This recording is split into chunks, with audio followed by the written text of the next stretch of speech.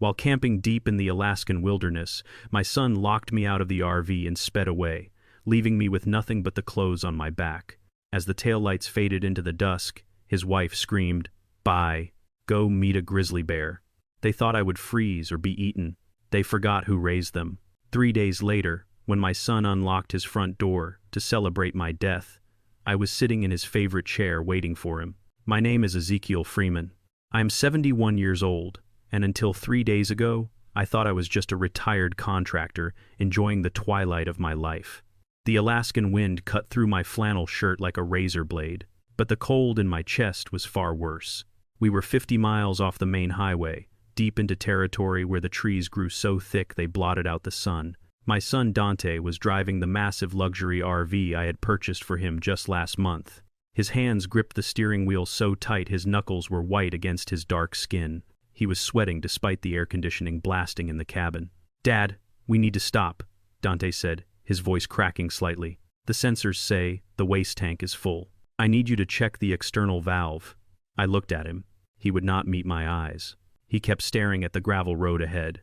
Beside him, his wife, Tiffany, was scrolling on her phone, her blonde hair falling over her face, hiding her expression. She had been strangely quiet for the last 4 hours. Usually, she complained about everything: the lack of signal, the bumps in the road, the smell of pine. Today, silence. I stood up, my knees popping. At 71 years old, moving took a little more effort than it used to, but I was still strong. 40 years in construction and a tour in Vietnam as a Marine had left me with a body that was worn but functional. I walked to the door. "I'll check it," I said. I stepped out onto the hard-packed dirt. The air smelled of ozone and damp earth. It was getting late. The shadows were stretching long across the trail. I walked to the side of the RV, reaching for the valve panel. It was brand new. Of course, it was new. I had written the check for $150,000 myself. Dante had begged me for it. He said he wanted to take the family camping to reconnect. He said he wanted to fix our relationship after the arguments about his gambling debts. I wanted to believe him. I wanted to believe my son was coming back to me. I heard the pneumatic hiss of the main door closing, then the heavy clunk of the deadbolt sliding home. I froze. I turned around. The engine roared to life, a deep mechanical growl that shook the ground beneath my boots. I stepped toward the door, my hand reaching for the handle. Locked. "Dante," I shouted. "Open the door." Through the tinted glass, I saw movement. The passenger window rolled down just 3 inches. Tiffany's face appeared. She was not looking at her phone anymore. She was looking at me, and she was smiling. It was a smile devoid of any warmth, a smile that belonged to a predator who had finally cornered its prey. "This is for your own good, Ezekiel," she said, her voice dripping with false sweetness. "Nature is just the retirement home you deserve." Dante revved the engine. The massive vehicle lurched forward, kicking up a cloud of dust and rocks. Tiffany laughed, a high-pitched sound that echoed off the trees. "Bye, Ezekiel. Go meet a grizzly bear," she screamed. I ran. I do not know why I ran. Instinct, perhaps. I chased the RV for maybe 50 yards, my boots slamming against the uneven ground, my heart hammering against my ribs like a trapped bird.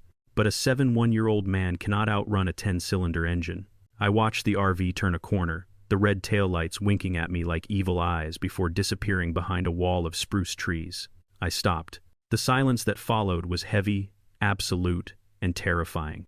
I stood alone in the middle of the Alaskan wilderness. No cell phone, no food, no water, just the clothes on my back and the wallet in my pocket, which was useless out here. I looked down at the ground. Dante had thrown my backpack out the window before they sped off. It was lying in the dirt a few feet away. I walked over to it, hoping for a radio, a flare gun, anything. I ripped the zipper open. It was filled with old newspapers and rocks. My blood ran cold. This was not a prank. This was not a lesson. This was an execution. They had planned this.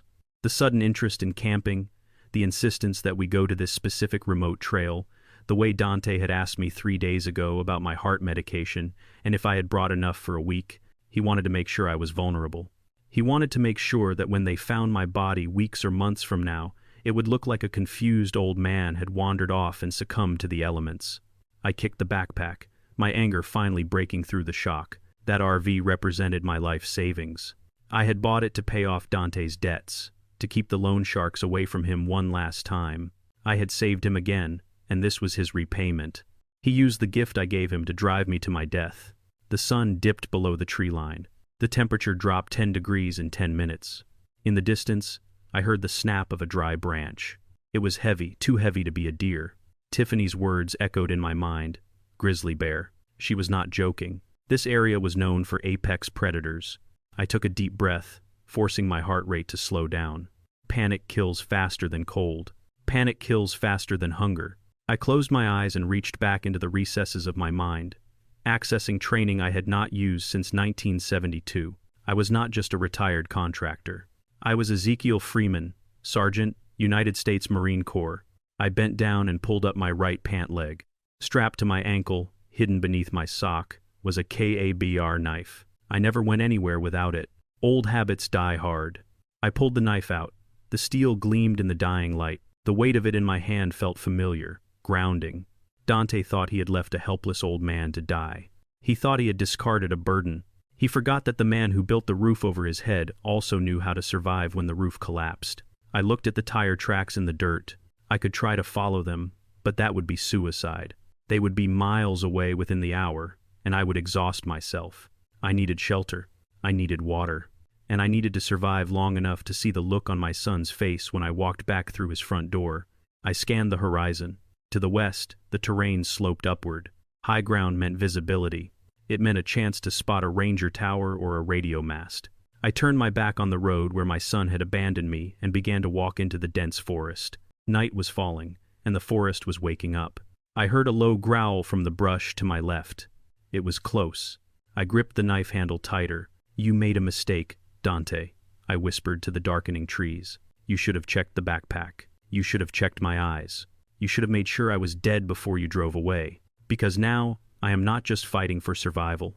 I am fighting for retribution." And the cold Alaskan wind whispered back, agreeing with me. The hunt had begun, but Dante did not know he was the prey. I knelt in the dirt and ripped open the zipper of the backpack Dante had thrown from the RV window. My hands were shaking not from the cold that was already seeping into my bones, but from a desperate hope that my son had left me a lifeline. I upended the bag. A pile of rocks and crumpled newspapers tumbled out onto the frozen ground. There was no food. There was no water. There was no flare gun. There was not even a jacket. I kicked the pile of trash, sending a stone skittering into the brush. The newspapers were old issues of the Seattle Times from 3 weeks ago. I stared at them.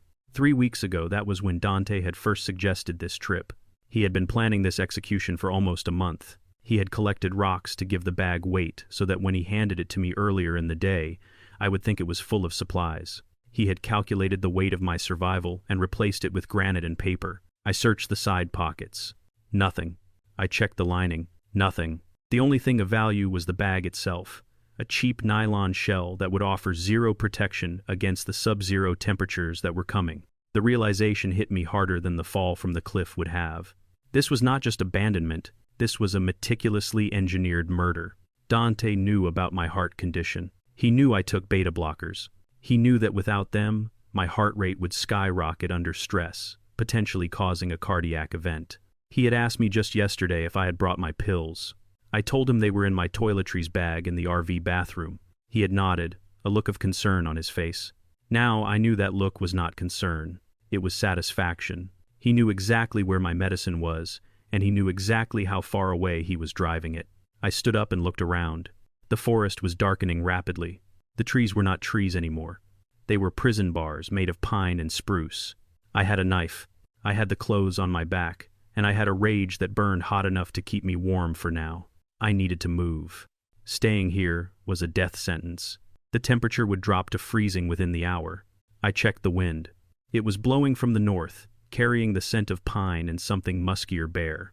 The grizzly Tiffany had joked about. I turned my face to the wind. In the Marines, they taught us that the wind is your first line of defense. If you are downwind, the predator smells you before you see it. If you are upwind, you have a chance. I adjusted my collar and started walking south, keeping the wind in my face. My left knee throbbed with every step, an old injury from a construction site in '98. I ignored it. Pain was information. It told me I was still alive. I focused on the terrain. I needed high ground to get my bearings, but I also needed water. The problem was that water flows downhill into the valleys where the cold air settles and the predators hunt. I remembered a conversation with Dante 2 weeks ago. We were sitting on my patio. He had poured me a glass of lemonade. "Dad," he had asked casually, "do you think you could still survive in the wild, like you did in training?" I had laughed. I told him no. I told him my eyes were too bad to spot tracks and my joints were too stiff to build a shelter. I told him I was an old man who liked his heated blanket. He had smiled then. It was a strange smile, a tight lifting of the lips that didn't reach his eyes. "That's good to know," he had said. "You've earned your rest." He had been scouting me. He was probing my defenses, making sure I was helpless enough to kill without a weapon. He wanted to know if the wilderness would do his dirty work for him. He banked on me being the old man I claimed to be. He forgot that an old man is just a survivor who has not died yet. I pushed through a thicket of devil's club, the thorns tearing at my pants. I didn't care. I needed to put distance between myself and the road. The bear scent was fading, replaced by the smell of damp moss and decay. I found a game trail, a narrow path worn into the earth by generations of deer and elk. It would be easier walking, but it was also a highway for wolves. I took out my Ka-bar knife and cut a long, sturdy branch from a sapling. I sharpened the end as I walked, turning it into a spear. It wasn't much, but it was better than nothing. Thirst began to claw at my throat. I heard the trickle of water nearby. I followed the sound to a small stream cutting through the rocks. The water was clear, inviting. I knelt down, cupping my hands. Then I stopped. Dante would expect me to drink. He would expect me to get desperate and careless. Giardia and Cryptosporidium were microscopic killers in these waters. If I got sick, I would dehydrate and die within days. I lowered my hands. I could not drink. Not yet. I had to find a way to boil it. I had no fire starter. I had no matches. Dante had made sure of that. I kept walking. The moon rose, casting long skeletal shadows across the path. I forced my mind away from the image of Dante and Tiffany driving back to Seattle, laughing, drinking wine, celebrating the inheritance they thought was coming. I focused on the rhythm of my boots. Left, right, left, right. I walked for hours. My legs burned. My chest felt tight. The lack of medication was starting to affect me. My heart hammered an irregular rhythm against my ribs. I needed rest. Then I saw it a shape in the darkness, rectangular, artificial. Nature does not make straight lines. I crouched low, gripping my spear. I waited. No movement, no light. I crept forward, silent as a shadow. It was a structure, a small wooden cabin. The roof partially collapsed, the windows boarded up. A ranger station, or what was left of one. It looked like it had been abandoned for 20 years. I approached the door. The padlock was rusted solid. I used the hilt of my knife to smash the hasp. It gave way with a screech of metal that sounded like a gunshot in the quiet forest. I pushed the door open. The air inside was stale, smelling of rat droppings and old dust. I let my eyes adjust. A broken table, a chair with 3 legs, a metal cabinet in the corner. I limped inside and closed the door, barring it with a piece of debris. I was out of the wind. That alone improved my odds of survival by 50%. I went to the metal cabinet. It was locked. I jammed my knife into the gap and pried it open. Empty. No, not empty. In the bottom corner, covered in dust, was a radio, an old VHF transceiver. The casing was cracked. The antenna was missing. I pulled it out, blowing the dust off the faceplate. It was heavy, solid military grade or close to it. I turned the power knob. Nothing. I popped the battery cover on the back. The terminals were corroded, covered in blue-green acid leaks. The batteries were dead. I slumped against the wall. Hope is a dangerous thing. It lifts you up just to drop you from a greater height. But then I looked at the wall. An old analog clock hung there, its hands frozen at 4:30. It ran on batteries. I pulled the clock down. I opened the back. A single D-cell battery. It looked old but not leaked.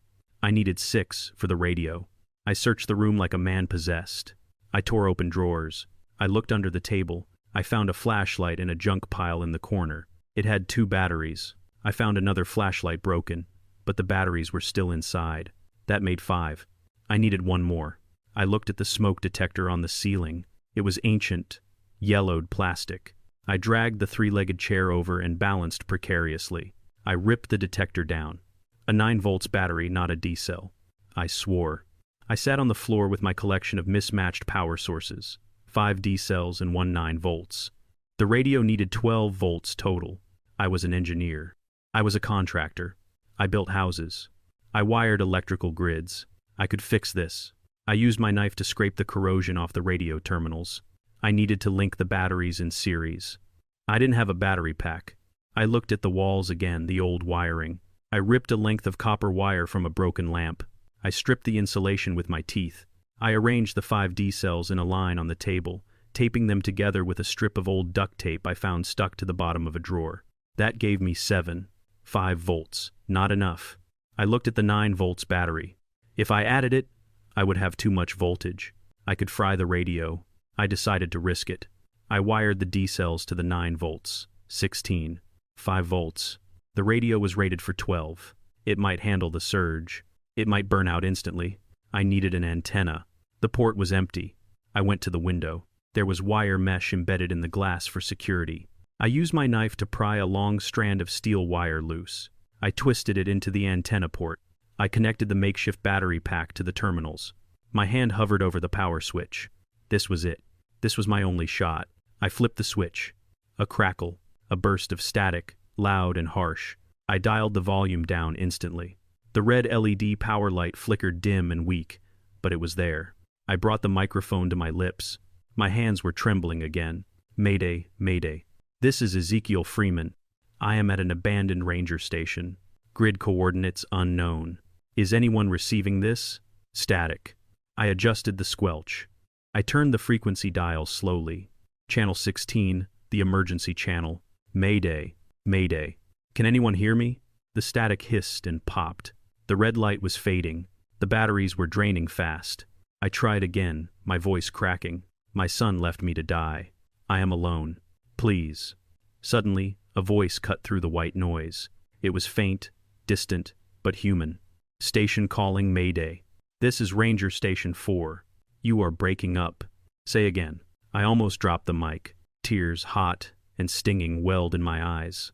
This is Ezekiel Freeman. I'm stranded. I need help. Copy that, Ezekiel. We have your signal triangulation. It is weak, but we see you. You are miles off the grid. Stay put. A storm is coming in. We cannot get a bird in until morning. Can you hold out? I looked at my hands. They were bloody from the wire. My chest hurt. I was hungry. I was cold. But I thought of Dante. I thought of his face when he locked that door. I pressed the transmit button. I will hold out. I am not going anywhere. I released the button. The radio died. The batteries were gone, but it was enough. I was not a ghost anymore. I was a man with a rescue team on the way. And more importantly, I was a man with a plan. I sat back against the cold wall, clutching the dead radio like a weapon. The storm outside began to howl, shaking the flimsy cabin. Let it storm. Let it snow. I would survive this night. And when I got back to Seattle, I would bring a storm of my own. Dante wanted me to meet a grizzly bear. He was about to find out that he had poked one instead. The rain in Seattle fell in heavy gray sheets, washing away the dust of the Alaskan wilderness from my boots, but it could not wash away the image of what I saw through the living room window of my own home. I stood in the shadow of the large oak tree in the front yard, shivering not from the cold, but from a rage so intense it felt like a physical weight in my chest. It had been 3 days since I radioed for help from that abandoned ranger station. 3 days of rescue helicopters, police statements, and a long flight back south. I had not called them. I wanted to see it for myself. Inside, the house was warm and bright, too bright. Through the sheer curtains, I could see a gathering. My neighbors were there, Mrs. Gable from next door, and Mr. Henderson from across the street. A police officer stood near the fireplace holding a notepad, and there in the center of it all were Dante and Tiffany. Dante was sitting on the edge of the sofa, his head in his hands. His shoulders were shaking. To the untrained eye, it looked like grief. To me, it looked like a performance. Tiffany stood beside him, one hand resting protectively on his shoulder, the other clutching a tissue. She was wearing black. She was already mourning me while I was still standing on the front lawn. I moved closer to the window, my hand resting on the cold brick of the exterior wall. I could hear their voices muffled through the glass. He just wandered off. "Officer," Dante was saying, his voice cracking with practiced emotion. We stopped to check the tires, and when I turned around, he was gone. We searched for hours. We called his name until our voices gave out. He has been confused lately, forgetting things, getting lost in his own backyard. We think the dementia finally took hold completely. Lies. Every word was a calculated lie, designed to paint me as a senile old man who had walked to his own death. Mrs. Gable patted Dante's knee, her face full of sympathy. You did everything you could, Dante. It is so hard when their minds go. My own mother went the same way. You cannot blame yourself.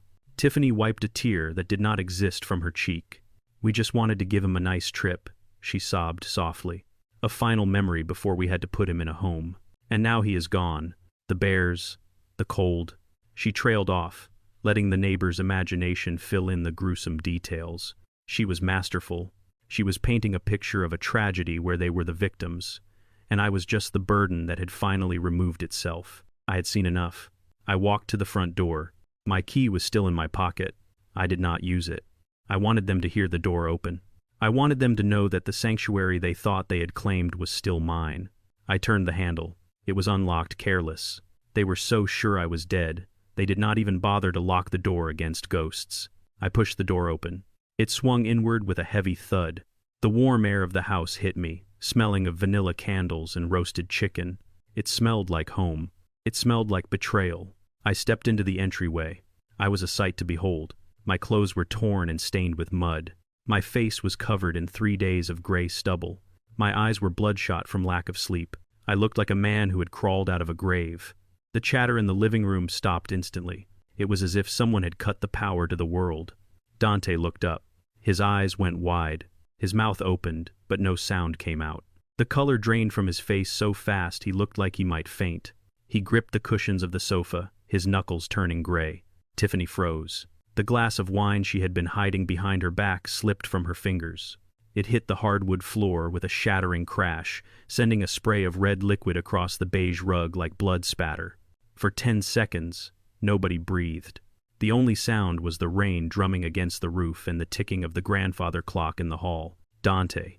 My voice was a croak, rough from the cold air. He flinched as if I had hit him.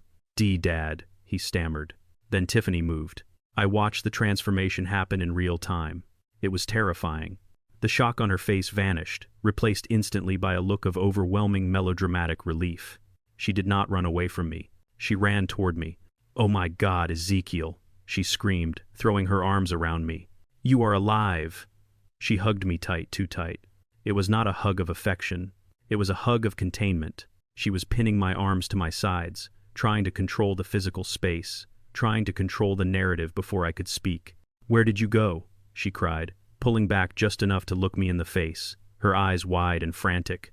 "We were so scared. You just walked away." "Why did you walk away, Ezekiel?" She was shouting now, making sure the police officer and the neighbors heard every word. She was planting the seed immediately. I was the one who walked away. I was the one who was lost. I tried to push her off, but she clung to me like a limpet. "Officer!" she yelled over her shoulder. "He is here. He is confused, but he is here. Oh, thank God. Dad, do you know who I am? Do you know where you are?" I looked at her. I looked deep into her blue eyes, and I saw the panic behind them. She was terrified. She knew that if I opened my mouth and told the truth right now, everything they had built would crumble. So she was screaming over me, drowning me out, and validating my reality before I could even assert it. I shoved her back hard enough that she stumbled. "Get off me," I growled. "See?" Dante shouted, jumping up. "He is aggressive. The doctor said this might happen. Dad, it is me, Dante, your son. Put the knife down, Dad." I did not have a knife in my hand. But the neighbors didn't look at my hands. They looked at Dante's terrified face, and they believed him. They saw a dirty, wild-looking old man pushing a crying woman. They saw exactly what Dante and Tiffany wanted them to see. A dementia patient having an episode. The police officer stepped forward, his hand resting instinctively near his belt. "Sir, I need you to calm down," he said, his voice firm. "Your family is just trying to help you." I looked around the room. I saw the pity in Mrs. Gable's eyes. I saw the fear in Mr. Henderson's face. I saw the smug satisfaction hiding beneath the panic on Tiffany's face. They had won this round. If I screamed about murder now, if I raved about being abandoned in the woods, I would sound exactly like the crazy old man they claimed I was. They had the medical records. They had the story. They had the audience. I took a deep breath, forcing my hands to unclench. I was a Marine. I knew when to attack and when to retreat. A frontal assault right now would be suicide. I needed to be smarter. I needed to play their game until I could flip the board. I looked at Dante. I stared at him until he looked away, unable to hold my gaze. "I am not confused, Dante," I said, my voice low and steady. "And I am not lost?" Tiffany rushed forward again, grabbing my arm, trying to guide me to a chair like an invalid. "Come sit down, Ezekiel. You must be exhausted. You are talking nonsense. Let's get you some water." I pulled my arm away from her grip. I walked past her. I walked past the police officer. I walked to my favorite leather armchair, the one that sat by the fireplace, the one that Dante had been eyeing for years. I sat down. I leaned back, resting my weary head against the leather. I crossed my legs. I looked at the three of them standing there, the son who tried to kill me, the daughter-in-law who orchestrated it, and the police officer who was unwittingly protecting them. "I am tired," I said, "but I am not crazy." I reached into my pocket. I pulled out a single pine cone I had picked up from the spot where they left me. I placed it on the coffee table. It sat there, dark and jagged against the polished wood, a piece of the wild brought into their civilized lie. I looked at Tiffany. Then I looked at Dante. I smiled. It was the same smile I used to give him when I caught him trying to sneak a cookie before dinner when he was 5 years old, a smile that said, "I know what you did." "I'm glad you are all here," I said softly, "because I have a surprise for you." Dante flinched. Tiffany's eyes narrowed. They were waiting for me to scream, to accuse them to the police. But I didn't. I let the silence stretch. I let them sweat. I let them wonder what the surprise was. Was it a lawsuit? Was it a weapon? Or was it something far worse? "I am home," I said, closing my eyes. "And I am not going anywhere." The officer looked at Dante. "He seems calm now. Maybe he just needs rest." Dante nodded, swallowing hard. Yeah, he just needs rest. "We will take care of him, officer. Thank you." As the police officer and the neighbors filed out, offering whispers of support to the grieving couple, I stayed in my chair. I listened to the door close. I listened to the lock click. Now we were alone. The real game could begin, and I had an ace up my sleeve that they could not even imagine. The police officer stood in the hallway, adjusting his belt. His gaze shifted between Dante and me. The air in the room was thick with the scent of rain and the underlying metallic tang of fear. Dante did not waste a second. He reached into the drawer of the entry table and pulled out a thick manila envelope. His hands were shaking, but he tried to mask it as grief. "Officer, before you go, there is something you need to see," Dante said, his voice trembling with a performance that deserved an award. "We did not want to make this public, but my father's condition has deteriorated rapidly in the last month." He handed the envelope to the officer. I knew what was inside before the officer even opened the clasp. It was the paperwork they had bought from the crooked doctor in the city, the medical history that did not exist, the diagnosis that erased my credibility with a single stamp. The officer opened the file. He scanned the pages, his brow furrowing. Early onset dementia with episodes of paranoia and aggression. He looked up at me, his eyes changing from suspicion to pity. I gripped the leather arms of my chair. My heart hammered against my ribs. I wanted to stand up. I wanted to scream that I was a decorated Marine, that I had built this house with my own hands, that I had just survived 3 days in the freezing wilderness because my son tried to murder me. I wanted to tell him about the locked door and Tiffany's laughter. But I looked at Dante. He was watching me like a hawk, waiting for me to explode. He wanted me to yell. He wanted me to get violent. If I raised my voice now, if I accused them of attempted murder while that officer held a piece of paper saying I was paranoid, I would be in a straitjacket within the hour. They would sedate me, and I would wake up in a locked facility, or I would never wake up at all. I forced my muscles to relax. It was the hardest thing I have ever done. I slumped my shoulders. I let my jaw go slack.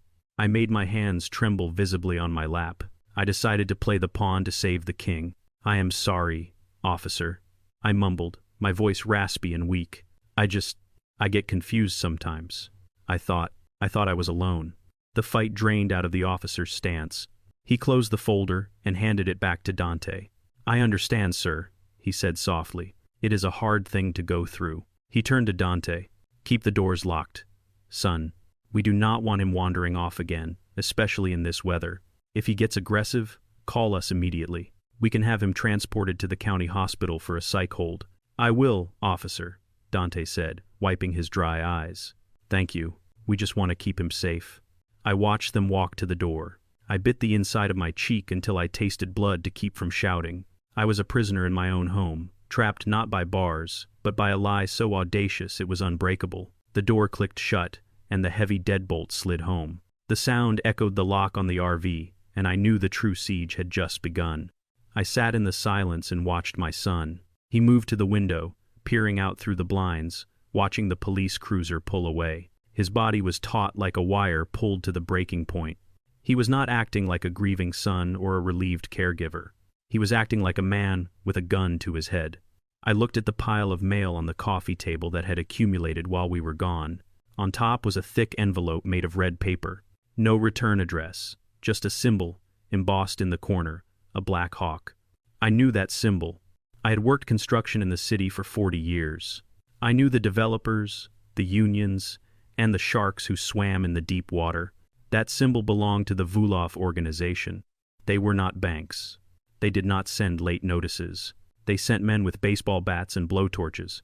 The pieces of the puzzle slammed into place with the force of a sledgehammer. The frantic need for the RV trip, the fake medical records, the urgency to sell the house. Dante did not just want my money to live a life of luxury. He needed it to stay alive. I remembered a conversation I overheard 3 weeks ago. Dante was in the backyard on his phone. He thought I was asleep in the hammock. He was crying, whispering into the receiver. I will get it. I swear. 2 million. Yes, the house and the insurance. Just give me a month. Please do not touch her. I had thought he was talking about Tiffany. Now I realized he was talking about his own skin. $2 million, that was the price of my life. He had gambled away everything he had, and now he was gambling with my blood to pay the debt. He was desperate, and a desperate man is more dangerous than a greedy one, because he has nothing left to lose. He turned away from the window, his face gray and sweaty. He ran a hand over his bald head. I need a drink, he muttered, and walked into the kitchen, leaving me alone with the woman who pulled the strings. Tiffany stood by the fireplace. The grieving daughter-in-law act evaporated the moment Dante left the room. Her posture straightened. Her face hardened into a mask of cold porcelain. She smoothed her black dress and walked toward me. The click of her heels on the hardwood floor was deliberate, predatory. She stopped right in front of my chair. She loomed over me, invading my space, smelling of expensive perfume and rot. She leaned down, her hands gripping the arms of my chair, trapping me. Her face was inches from mine. I could see the pores in her skin, the cruelty etched around her mouth. "You think you are clever, old man?" she whispered. Her voice was not a scream. It was a hiss, a snake in the grass. "You think coming back here saves you? It just delays the inevitable." She reached out and patted my cheek. It was a slap disguised as a caress. Her nails dug into my skin. "Dante is weak," she said. "He hesitated in the woods. He threw the bag too close. He didn't check the locks. But I am not weak, Ezekiel." She straightened up, looking down her nose at me. "Look around you. You have no phone. You have no car. You have no friends who will believe you. The police think you are crazy. The neighbors think you are a tragedy waiting to happen. You are in my house now." "This is my house," I said, my voice steady despite the cold dread pooling in my stomach. "Not for long," she smiled. "And this time when you leave, you won't be walking out. You will be carried out in a bag or in a straitjacket. It makes no difference to me as long as the check clears." She turned and walked to the kitchen, leaving me in the dim light of the living room. I looked at the pine cone on the table. It was small, insignificant, but it was real. Unlike everything else in this house, it was real. I closed my eyes and slowed my breathing. They thought they had me cornered. They thought they had stripped me of my power, but they forgot the first rule of warfare. Never underestimate an enemy who is entrenched. I was inside the perimeter now. I was behind enemy lines. And while they were worrying about loan sharks and paperwork, I would be planning their destruction from the inside out. I did not need a gun. I did not need a phone. I just needed time. And tonight, I had bought myself a little bit more of it. The house was no longer a home. It was a cage with crown molding and heated floors. For the last 48 hours, my world had shrunk to the 4 walls of the guest bedroom on the ground floor. They moved me there, claiming the stairs were too dangerous for my condition. But I knew the truth. This room had bars on the windows disguised as decorative wrought iron, and the door locked from the outside. They had cut the landline. They had confiscated my cell phone, claiming I had lost it in the woods. They even changed the Wi-Fi password. I was an island in the middle of Seattle, completely cut off from the mainland. Every morning at 8 sharp, the ritual began. The lock would click, and Tiffany would enter carrying a silver tray with a glass of water and 2 blue pills. She called them my heart medication. She called them vitamins, but I knew what they were. They were heavy sedatives, Thorazine or Haldol, maybe something stronger. They were chemical chains designed to turn a man into a vegetable. "Here is your breakfast, Ezekiel," she would say with that porcelain smile that never reached her eyes. "The doctor said you need to stay calm. Your blood pressure is too high." I would sit on the edge of the bed, my hands shaking. I made sure they shook. I let my head loll to the side. I drooled a little. I played the part of the broken old man they wanted to see. I put the pills in my mouth. Tiffany watched me like a hawk. She waited for me to swallow. She waited for the bob of my Adam's apple. I took a sip of water. I swallowed. "Good boy," she said, patting my head as if I were a dog. "Now rest." She would leave, locking the door behind her. The moment the bolt slid home, I would scramble to the bathroom. I had learned a trick in Vietnam, a way to hold items in the back of the throat below the tongue without triggering the gag reflex. It was uncomfortable. It tasted bitter, but it saved my life. I spat the blue pills into my hand. They were starting to dissolve, leaving a chalky residue on my palm. I did not flush them. The sound of the toilet might alert them. Instead, I walked to the large potted ficus plant in the corner of the room. I buried the pills deep in the soil, covering them with dark earth. I had been doing this for 2 days. The ficus was already dying. Its leaves were turning yellow and dropping one by one, poisoned by the same toxins meant for my brain. That plant was my canary in the coal mine. If 2 days of medication could kill a 6-foot tree, I could only imagine what it would have done to me. I spent the days sitting in the chair by the window, staring blankly at the wall whenever they checked on me. I let myself look disheveled. I stopped shaving. I mumbled nonsense when they spoke to me, asking for people who had been dead for 20 years. I needed them to believe their poison was working. I needed them to get careless. And carelessness comes from arrogance. It was Thursday afternoon when I heard the front door slam. I heard Dante's voice loud and angry in the hallway, followed by the sound of a car engine revving in the driveway. I moved to the window. I saw Tiffany's white SUV peeling out of the driveway. Dante was not with her. A few minutes later, I heard the heavy thud of the garage door closing. Dante had stayed behind, but he was downstairs likely drinking away the stress of the impending deadline. I waited 10 minutes. Silence. I walked to the bedroom door. I did not have a key, but I did not need one. The lock on this door was a simple privacy latch, easily bypassed if you knew how the mechanism worked. I pulled a thin, stiff piece of plastic from the collar stay of my dress shirt. I slid it into the door jamb, feeling for the latch bolt. It took me 3 tries. My hands were steady now, free from the drugs. Click. The door swung open. I stepped into the hallway. The house was quiet. I could hear the faint sound of the television from the basement den. Dante was watching sports. He thought I was comatose in my room. I moved silently across the hardwood floor, my socks making no sound. I was not heading for the front door. The digital locks there were changed, and I did not know the code. I was heading for the one place where the truth lived. Dante's home office. The door was closed but unlocked. I slipped inside and closed it behind me. The room smelled of stale cigar smoke and desperation. Papers were scattered everywhere. It was a chaotic mess of a man who was drowning. I went to the desk. I ignored the computer. I did not know his password. I looked for physical paper. Men like Dante, men who owe money to bad people, always keep paper records. They need to know exactly how deep the hole is. I opened the bottom drawer. Hidden under a stack of car magazines was a leather portfolio. I opened it. The first document made my breath hitch. It was a purchase and sale agreement for my house, the house I built, the house I was standing in. The sale price was listed at $4 million. It was fully drafted, ready for closing. The buyer was an LLC I did not recognize, likely a front for a developer. There was only one signature missing, mine, or rather, the signature of my legal guardian. I flipped the page. There was a date highlighted in yellow. Next Monday, 4 days from now. That was the deadline.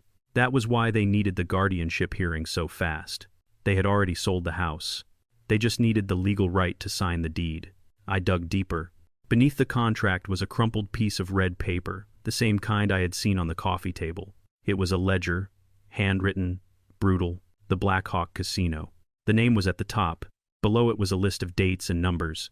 The numbers were staggering. 50,000, 100,000, 250,000. At the bottom, the total was circled in thick black ink, $2. 1 million. Next to the total was a note written in a different hand, sharp and angular. Payment due in full by the 15th, or we take the wife. I stared at the note. The 15th was next Tuesday, the day after the house sale. The timeline was tight. Surgical. They needed to declare me incompetent on Monday, sell the house on Monday afternoon, and pay the mob on Tuesday. If they failed, Tiffany would be collateral damage. No wonder she was so ruthless. She was not just fighting for money. She was fighting for her life.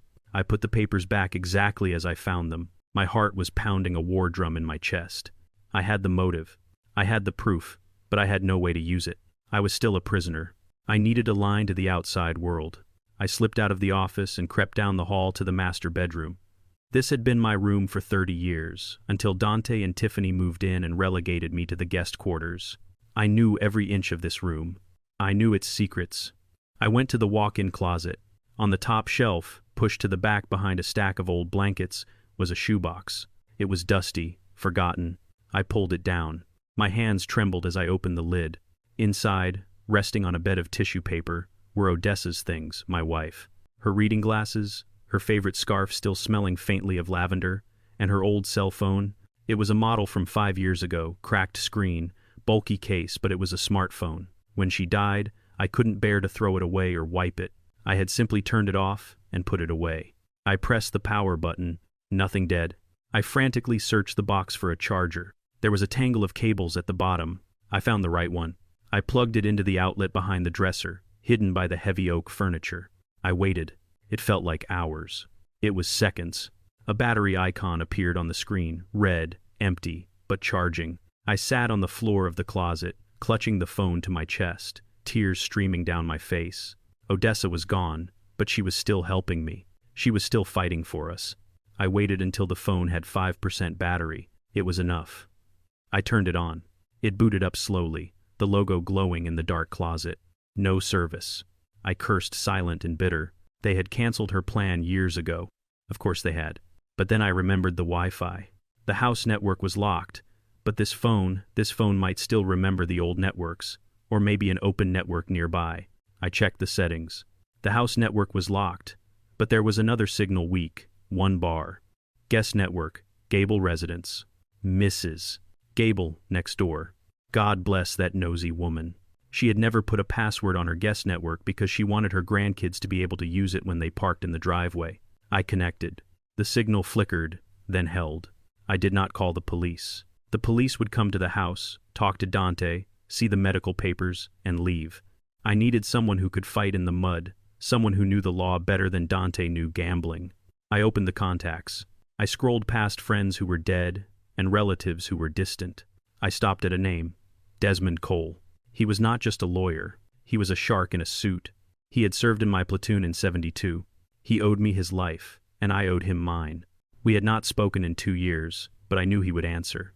I typed a text message, my thumbs clumsy on the small screen. Desmond, it is Zeke. Dante tried to kill me. I am prisoner in my own home. They are drugging me. Selling house. Monday, need grizzly protocol.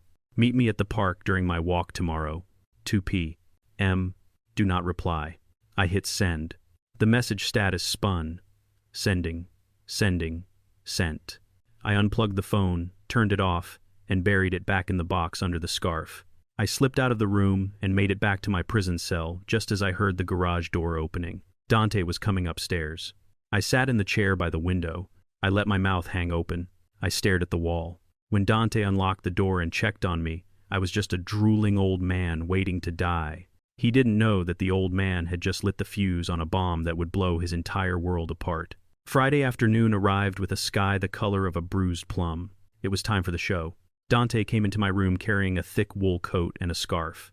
He was dressed in a cashmere sweater and designer jeans, looking every bit the successful grieving son. It was theater, all of it.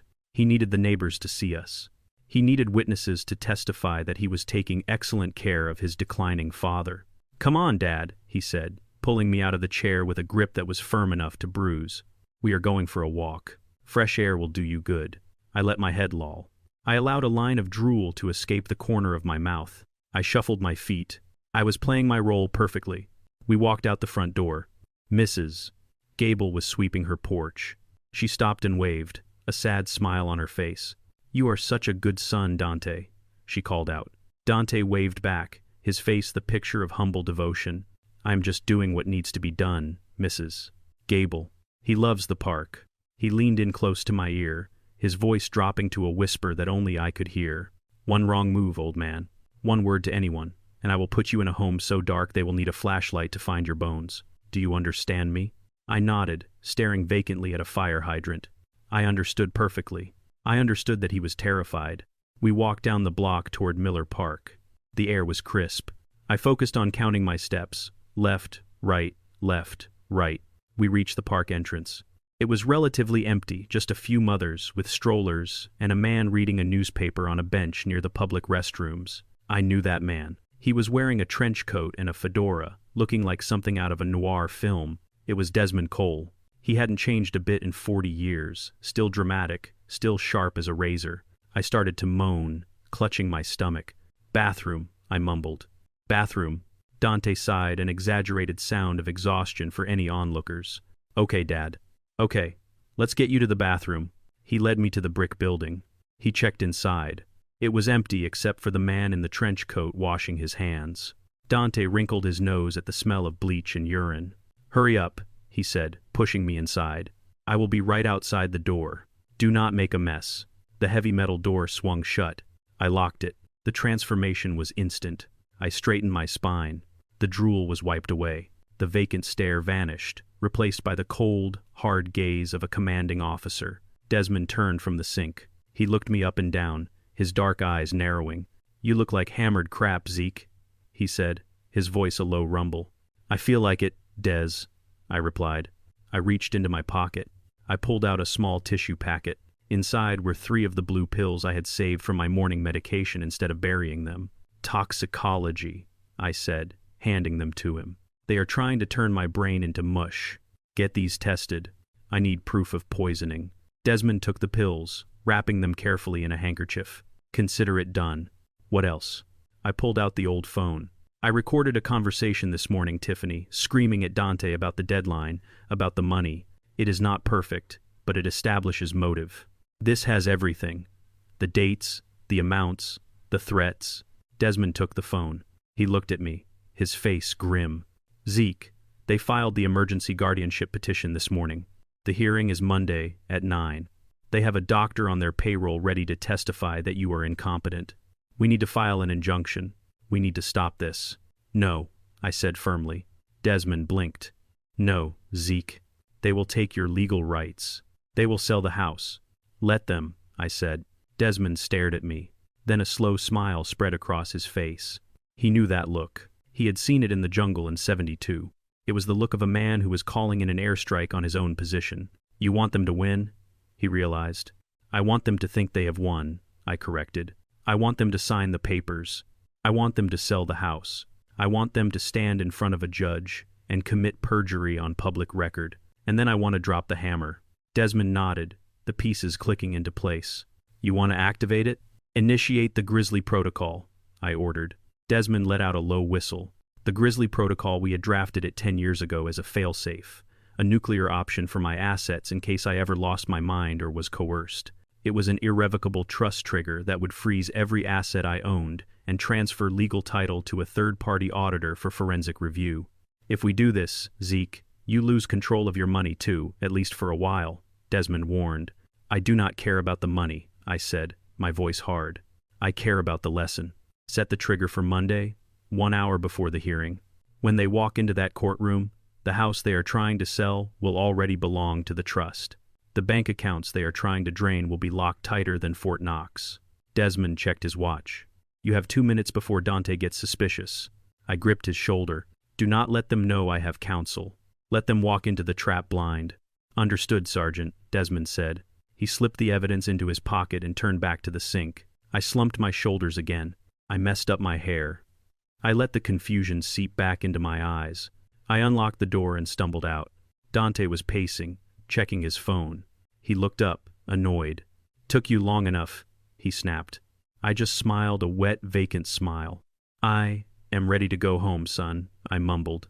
As we walked back to the house, Dante was texting furiously, telling Tiffany that the old man was still clueless. He had no idea that the man in the trench coat walking in the opposite direction was carrying his prison sentence in his pocket.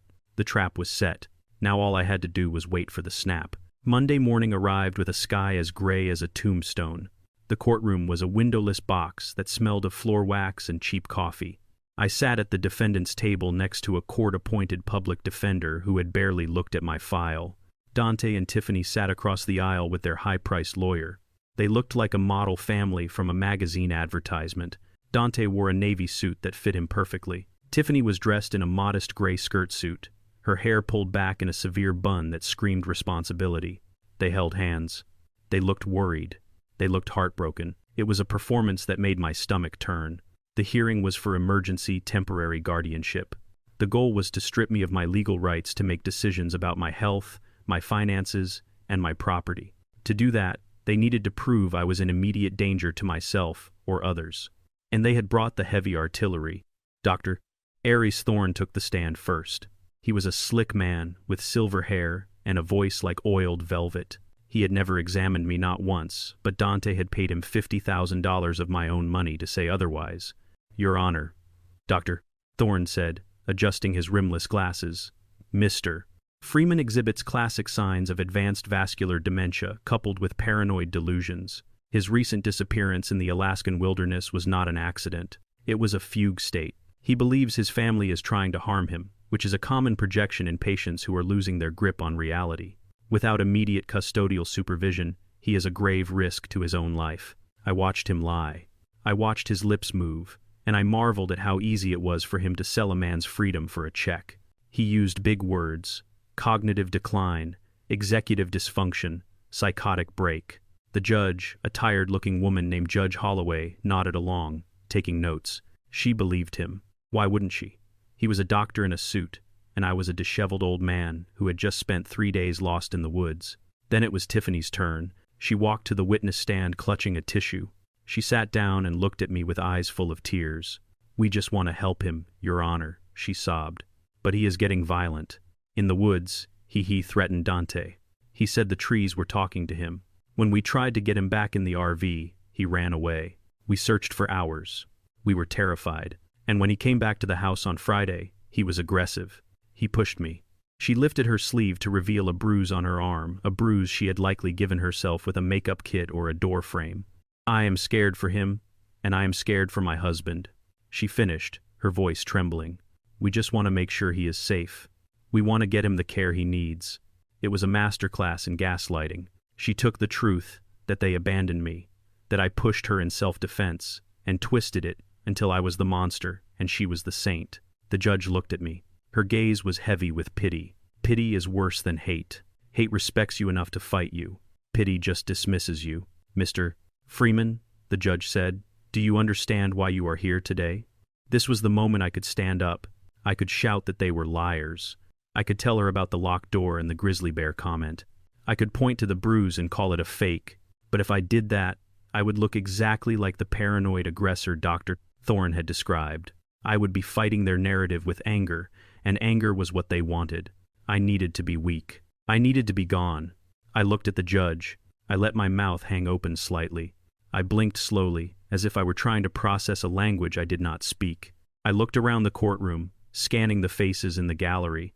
I saw Desmond sitting in the back row, his fedora pulled low over his eyes. He gave me a nearly imperceptible nod. "Do you understand the question?" "Mr. Freeman," the judge repeated gently. I looked at Dante. I looked at Tiffany. Then I looked back at the judge and let my voice crack. "I just want to go home," I whispered. "Where is Odessa?" "My wife, Odessa. She said she would be right back. She went to the store." A hush fell over the room. Odessa had been dead for 2 years. Dante covered his face with his hands, his shoulders shaking with fake sobs. Tiffany buried her face in his shoulder. Even Desmond in the back row shifted in his seat. I saw a flicker of genuine alarm in his eyes. For a second, even he thought I had lost it. That was how good I had to be. I had to convince my own ally that the lights were out. The judge sighed. She took off her glasses and rubbed the bridge of her nose. It is clear to this court that Ezekiel Freeman lacks the capacity to manage his own affairs, she ruled, her voice filled with resignation. I am granting the petition for emergency temporary guardianship. Mr. Dante Freeman is hereby appointed as guardian of the person and the estate. This order is effective immediately. The gavel banged down. It sounded like a gunshot. Dante and Tiffany stood up. They hugged. It looked like a hug of relief, but I saw the triumph in their eyes. They had done it. They owned me. They owned the bank accounts. They owned the house. I was wheeled out of the courtroom by the public defender who patted my hand and told me it was for the best. Dante met us in the hallway. Thank you, he said to the lawyer. We will take it from here. He grabbed the handles of my wheelchair. His grip was possessive. Let's go, Dad, he said, his voice bright and hard. We have some business to attend to. He did not take me to the car. He wheeled me down the hall to a small conference room near the elevators. Inside, a man in a sharp suit was waiting. He had a briefcase open on the table. It was Mr. Sterling, the representative for the investment group buying my house. Mr. Freeman, Sterling said, standing up and shaking Dante's hand. I heard the good news. Congratulations on the guardianship. I know it is a difficult time, but this sale will certainly help with your father's care costs. Absolutely, Dante said. He pulled out a chair for Tiffany and parked me in the corner like a piece of luggage. Let's get this done. The upkeep on the estate is just too much for him now. Sterling slid a thick stack of documents across the table. The purchase and sale agreement, the deed transfer. The price tag was right there on the top page, $4, million cash offer, expedited closing.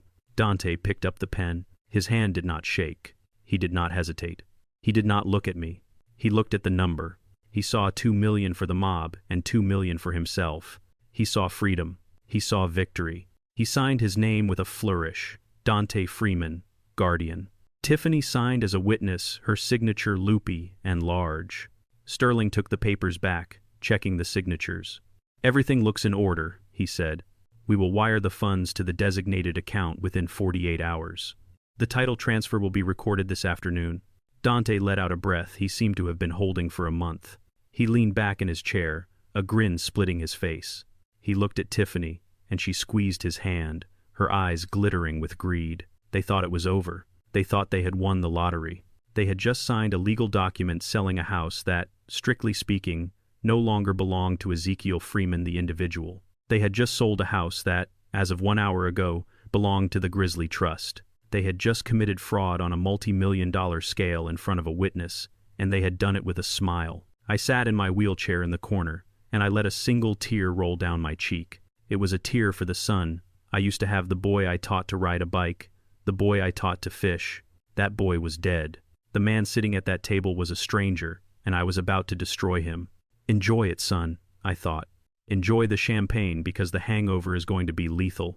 The bass from the stereo system vibrated through the floorboards of the attic, shaking the dust from the rafters. It was a rhythmic thumping like the heartbeat of a giant beast, and it was the soundtrack to my son's victory lap. They had moved me from the guest room to the unfinished attic immediately after the court hearing. Dante said it was for my safety, claiming I was a flight risk. The truth was simpler. They were throwing a party, and they did not want the drooling invalid wandering into the frame while they toasted to their new fortune. I pressed my eye to the small ventilation grate in the floor. It looked down directly into the main hallway that connected the living room to the grand foyer. I could see them. The house was packed. There were people I recognized, neighbors who had bought the dementia story, hook, line, and sinker, and people I did not. There were men in sharp suits who did not smile, men who looked like they checked for exits every time they entered a room. Dante stood in the center of the foyer holding a crystal flute of champagne. He was laughing, his head thrown back, his face flushed with alcohol and adrenaline. He looked like a king who had just conquered a kingdom.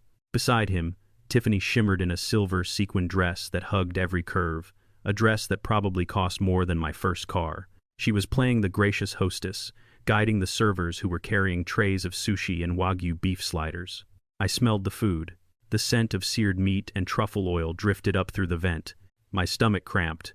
They had not fed me since breakfast, a single slice of dry toast and a glass of water. They were starving me slowly, weakening me so that when they finally moved me to the state facility later this week, I would be too frail to fight. I watched as a man approached Dante. He was short, thick-set, with a scar running through his eyebrow. I recognized him from the descriptions Desmond had given me. This was Victor, the loan shark's enforcer. He was not drinking. He placed a heavy hand on Dante's shoulder. Dante stopped laughing. He leaned in, listening to whatever Victor was whispering. Dante nodded vigorously, pointing toward the kitchen, likely explaining that the wire transfer from the house sale would hit the account within 24 hours. Victor patted Dante's cheek. It looked affectionate to the room, but from my vantage point, I saw the threat. It was a reminder of ownership. They were celebrating a transaction that had not actually happened. The money they were waiting for, the $4 million from the sale, was currently sitting in an escrow limbo, bouncing off the firewall of the Grizzly Trust. By tomorrow morning, the bank would notify them that the title was frozen. But tonight, they felt invincible. I pulled away from the vent. I had seen enough. It was time to join the party. The attic door was a heavy reinforced steel fire door.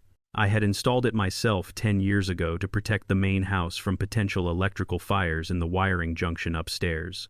It locked from the outside with a commercial-grade deadbolt. Dante had taken my keys. He thought a steel door and a deadbolt were enough to hold a 7-1-year-old man. He forgot that I was the one who installed the lock, and he forgot that every lock has a tolerance. I moved to the corner of the attic where the old HVAC unit hummed. I found what I was looking for, a service panel held in place by 4 screws. I used the edge of my belt buckle to unscrew them. It took time. My hands were stiff, and the metal was cold, but I got the panel off. Inside there was a bundle of stiff control wires. I bent one back and forth until the metal fatigued and snapped. I had a 6-inch piece of high-gauge steel wire. I sat in front of the door. The bass from the party below covered the sound of my breathing. I bent the wire into a tension wrench and a pick. It was crude. It was not the precision tools I had used in the Corps, but it would have to do. I inserted the tension wrench into the keyway. I applied pressure, not too much, just enough to bind the pins. I slid the pick in. I felt for the first pin. It was stiff. I pushed. Click. One down. My sweat dripped onto my hands, making the wires slippery. I wiped them on my pants. I could hear Tiffany's high-pitched laugh drifting up from below. She was probably telling the story of how I wandered off in Alaska, painting herself as the saint who tried to save me. The rage focused me. It steadied my hand. I found the second pin. Click. The third. Click. The fourth pin was stubborn. It was a security pin designed to catch amateur pickers. I eased off the tension. I felt the counter-rotation. I pushed gently. Snap. The wire broke. Half of it was stuck inside the lock. I stared at the broken piece in my hand. I let out a breath that was half curse, half prayer. I had one chance left. The remaining piece of wire was short, barely 3 inches. If I dropped it, I was done. I inserted the short piece. I used my thumb to apply tension directly to the cylinder face. I raked the pins back and front, ignoring finesse, using brute force and luck. Click. The cylinder turned. I pulled the handle. The heavy steel door swung inward on silent, well-oiled hinges.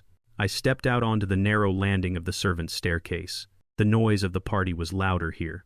I could hear the clinking of glasses and the murmur of 100 conversations. I did not go down. The servant stairs led to the kitchen, which would be full of caterers and guests. I needed to go down, but I needed to go all the way down to the basement. I moved like a ghost. I hugged the wall, staying in the shadows. I knew where the cameras were. I had installed the system. There was a blind spot at the top of the landing, where the architectural molding blocked the lens view. I timed my movement with the sweep of the camera. 1, 2, move. I slipped into the main hallway on the 2nd floor. It was empty. Everyone was downstairs. I moved to the elevator. I did not call it. The chime would alert everyone. Instead, I used the emergency key release on the door frame. I forced the outer doors open. The shaft was dark. The car was on the ground floor. I grabbed the maintenance ladder that ran down the side of the shaft. It was greasy and cold. I climbed down, bypassing the ground floor where the party raged. I could see the light spilling through the crack in the doors as I passed, hearing Dante's voice making a toast. To family, and to the future. I kept climbing down to the sub-basement. I reached the bottom. I pried the doors open and stepped out into the cool, sterile air of the utility level. This was my sanctuary. The wine cellar was here, but so was the mechanical room and the server room. I walked past the wine cellar. I could see that Dante had rated it empty spaces on the racks where bottles worth thousands of dollars used to sit. He was drinking my retirement one glass at a time. I reached the server room at the end of the hall. The door was locked with a biometric scanner, a fingerprint reader. Dante had tried to get into this room for years. He wanted to mine crypto on my servers. He wanted to host illegal gambling sites. I had never let him in. He did not have access. I placed my thumb on the scanner. Access granted. The robotic voice was the sweetest sound I had heard in a week. I stepped inside. The room was filled with the hum of cooling fans and the blink of blue LEDs. This was the brain of the house. I had designed it to be a fortress, a smart home that could defend itself. I sat at the main terminal. I brought up the interface. The system status showed multiple alerts. Doors unlocked, windows open, music volume at maximum, occupancy sensors showing over 100 people on the main floor. I cracked my knuckles. It was time to shut it down. I typed in the master override code, a sequence of numbers I had memorized since 1972, my service number, protocol override. Admin access confirmed. I navigated to the security submenu. There was a red icon on the screen labeled Lockdown. I had programmed this feature in case of a home invasion. It was designed to trap intruders inside until the police arrived. It would drop steel shutters over the windows and engage magnetic locks on all exterior doors. It would cut the power to the outlets while keeping the emergency lights on. It would turn the house into a vault. I hovered my finger over the enter key. Upstairs, Dante was probably clinking glasses with Victor, thinking his debt was paid. Tiffany was probably planning her next shopping trip. They thought they were the masters of this house. I pressed the key, executing lockdown sequence. I heard the thud of heavy solenoids engaging throughout the house. It was a deep, resonant sound, like the closing of a prison gate. On the monitors, I saw the steel shutters descending over the glorious floor-to-ceiling windows in the living room. I saw the front door deadbolt slide home with a mechanical snap that must have been audible over the music. Then I cut the music. Silence slammed into the house. I switched the audio feed on so I could hear them. "What happened?" someone shouted. "The power is out." "Hey, the doors won't open," another voice yelled. I leaned into the microphone on the console. My voice would be projected through the hidden speakers in every room of the house. "Attention guests," I said, my voice calm and cold. "This is Ezekiel Freeman. You are trespassing." I watched the monitor. Dante dropped his glass. Tiffany looked around wildly, clutching her throat. The party was over. The lesson had begun.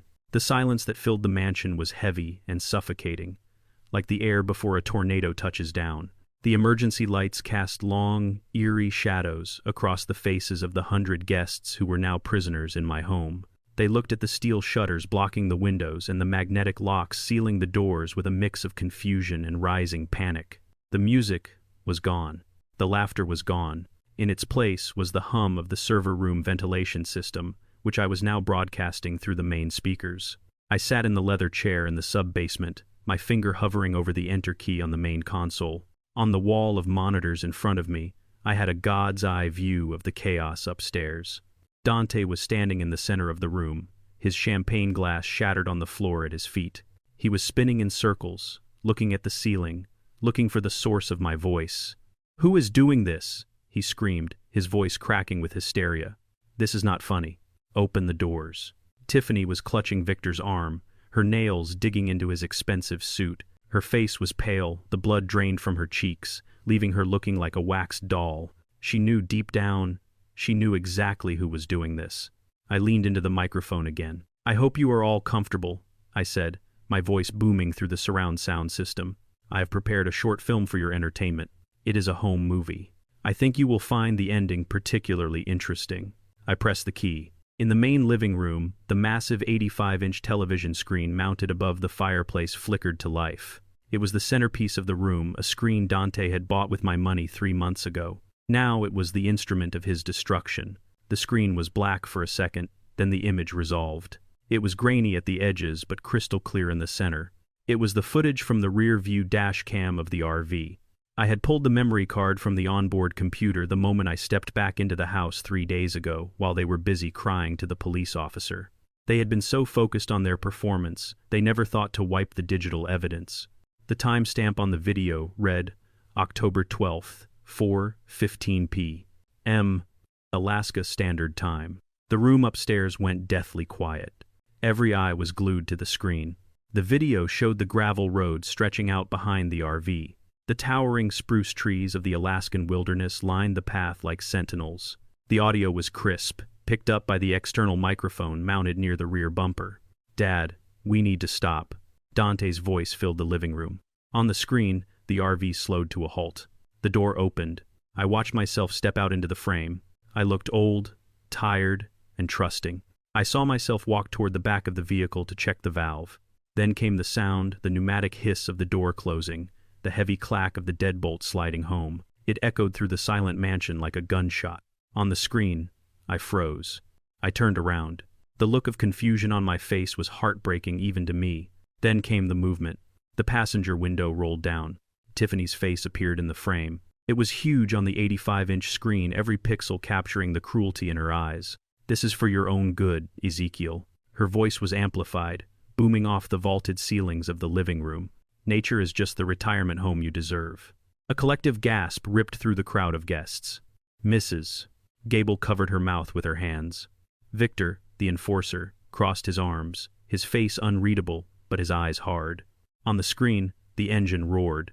The RV lurched forward, and then came the line that would hang them. "Bye, Ezekiel. Go meet a grizzly bear." Tiffany's laughter rang out high and manic, echoing over the speakers, blending with the stunned silence of the room. The RV sped away, leaving a 7-1-year-old man standing alone in the dust, getting smaller and smaller until he was just a speck against the darkening forest. The screen went black for 3 seconds. Nobody moved. Nobody breathed. Then chaos erupted. "That is a lie," Tiffany screamed, her voice shredding the silence. "It is a deep fake. It is AI. He made it up." She looked around wildly, grabbing the arm of a woman standing next to her. "You know me, right? You know I would never do that. He is crazy." He doctored the video. But the woman pulled her arm away, recoiling from Tiffany as if she were radioactive. The look of disgust on the woman's face said everything. "You cannot fake that kind of cruelty. You cannot fake the specific cadence of a voice mocking a dying man." Dante stood paralyzed. He was looking at the blank screen, his mouth opening and closing. He knew there was no defense. He knew that the timestamp matched the GPS data.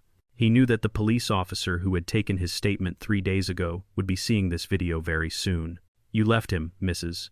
Gable shouted, her voice trembling with rage. "You told us he wandered off. You cried in my kitchen and told me he was lost, but you left him." "It was not like that," Dante stammered, holding up his hands. He was aggressive. We were scared." "Scared?" Victor's deep voice cut through the babble. He stepped forward, looming over Dante. "You looked pretty brave when you were driving away. You told me he died of natural causes. You told me the insurance money was clean." Dante shrank back. "Victor, please let me explain." "There is nothing to explain," Victor spat. "You are a liability, Dante. And I do not like liabilities." Tiffany rushed at the TV, grabbing the remote and smashing it against the wall, trying to kill the image that had already burned itself into everyone's retina. "Turn it off! Turn it off!" she shrieked. I sat in the server room, watching her unravel. It was satisfying in a primal way, but the show was not over yet. I stood up. I walked to the vintage wardrobe I kept in the climate-controlled storage next to the wine cellar. Inside was my best suit, a charcoal gray, bespoke 3-piece I had worn to receive the Contractor of the Year award 10 years ago. I had not worn it since Odessa's funeral. I stripped off my dirty clothes. I put on the crisp white shirt, the silk tie, the vest, and the jacket. I adjusted the cuffs. I smoothed the lapels. I looked in the small mirror on the wall. The old man who had stumbled out of the woods was gone. Staring back at me was Ezekiel Freeman, the man who built skyscrapers, the man who survived the jungle, the man who owned this house. I walked to the elevator. I used my override key to call the car to the sub-basement. The door slid open. I stepped inside. I pressed the button for the ground floor. The elevator rose smoothly. I could hear the commotion upstairs, getting louder arguments, accusations, the sound of people trying to force the doors open. The elevator dinged a soft, polite sound that cut through the noise in the foyer. The door slid open. I stepped out. The entire room turned to look at me. I stood, framed by the elevator doors, impeccable in my suit, my back straight, my eyes clear. I held a cane not because I needed it, but because it made me look like a king holding a scepter. Dante stared at me as if I were the devil himself. Tiffany stopped screaming, her chest heaving, her makeup smeared. I walked into the center of the room. The crowd parted from me instinctively. I stopped in front of my son. I looked him up and down, noting the sweat staining his collar, the tremor in his hands. "You threw a party," I said, my voice calm and conversational, "and you did not invite the guest of honor. That is rude, Dante." "Dad," Dante whispered. I turned to the crowd. I looked at the neighbors. I looked at the loan sharks. I looked at the so-called friends who had come to drink my wine and celebrate my demise. "Get out of my house," I said. The magnetic locks on the front door disengaged with a loud clack. The heavy oak door swung open, but nobody moved. They were too captivated. They wanted to see the end of the play. I turned back to Dante and Tiffany. "You wanted me gone," I said. "You wanted my money. You wanted my life." I took a step closer to Tiffany. She flinched, backing away until she hit the wall. "You told me to meet a grizzly bear," I said softly. I leaned in close so only she and Dante could hear. "Well, sweetheart, you met him, and he is not happy." The air in the room crackled with a tension that was almost electric. Dante stared at me, his face a mask of pure hatred that was starting to crack around the edges, revealing the terror underneath. He took a step toward me, his hands balling into fists. It was a primal reaction. When the cornered animal realizes the trap has sprung, it lashes out. "You are dead, old man," he screamed, his voice raw. "You are legally incompetent. I have the court order. I have the power of attorney. You cannot kick me out. This is my house." He lunged. It was clumsy, desperate. He wanted to hurt me, to silence me, to physically force the reality back into the shape he needed it to be. But he never reached me. The heavy oak front doors swung open again, not by magic, but by the hand of a uniformed police officer. Behind him walked Desmond Cole, looking like an avenging angel in his trench coat, carrying a thick leather briefcase. "Step back, Mr. Freeman," the officer commanded, his hand resting on his taser. Dante froze. He looked at the officer, then at me, then at Desmond. He was trying to calculate the odds. He was trying to figure out if he could talk his way out of this. "Officer, he is having an episode," Dante stammered, pointing a shaking finger at me. "He is violent. He just threatened his guests. I have the paperwork right here. I am his legal guardian." Desmond stepped forward. His shoes clicked on the marble floor, echoing in the silence. He placed his briefcase on the center table right next to the untouched trays of expensive sushi. He opened it with a deliberate snap. "Actually, Mr. Freeman," Desmond said, his voice smooth and carrying to every corner of the room, "that paperwork is worth less than the napkin you are holding." "Who are you?" Dante snarled. "I am Ezekiel Freeman's attorney," Desmond replied, "and I am here to inform you that the asset you think you control has evaporated." Dante laughed. It was a high, brittle sound. "That is impossible. The judge signed the order this morning. I signed the sale contract an hour ago. The money is being wired." Desmond pulled a document from his briefcase. It was bound in blue legal backing. He held it up. "What you failed to realize, Dante, is that the law moves on a timeline, and your father moves on a different one." He handed the document to Dante. Dante snatched it, his eyes scanning the pages frantically. "This is a notice of transfer," Desmond explained for the benefit of the room. "Dated last Friday. Effective immediately upon signature." Dante looked up, his face gray. "What is this?" "It is the activation of the Grizzly Protocol," Desmond said. A murmur went through the crowd. The name sounded ominous, heavy. "What does that mean?" Tiffany shrieked, stepping out from the wall. "What did he do?" Desmond turned to her. "It means, Mrs. Freeman, that 24 hours before your little hearing this morning, before you stood in front of a judge and perjured yourself, your father-in-law transferred legal title of this house, this estate, and every single liquid asset in his portfolio into an irrevocable trust." Dante shook his head. No, he couldn't. He was incompetent. The doctor said so. "The doctor, who never examined him," Desmond countered. "We have that on record, too. But more importantly, the transfer was witnessed, notarized, and filed by a competency review board that I hired privately on Friday afternoon. 3 independent psychiatrists certified that Ezekiel Freeman was of sound mind and body when he signed this trust." He pointed to the document in Dante's hand.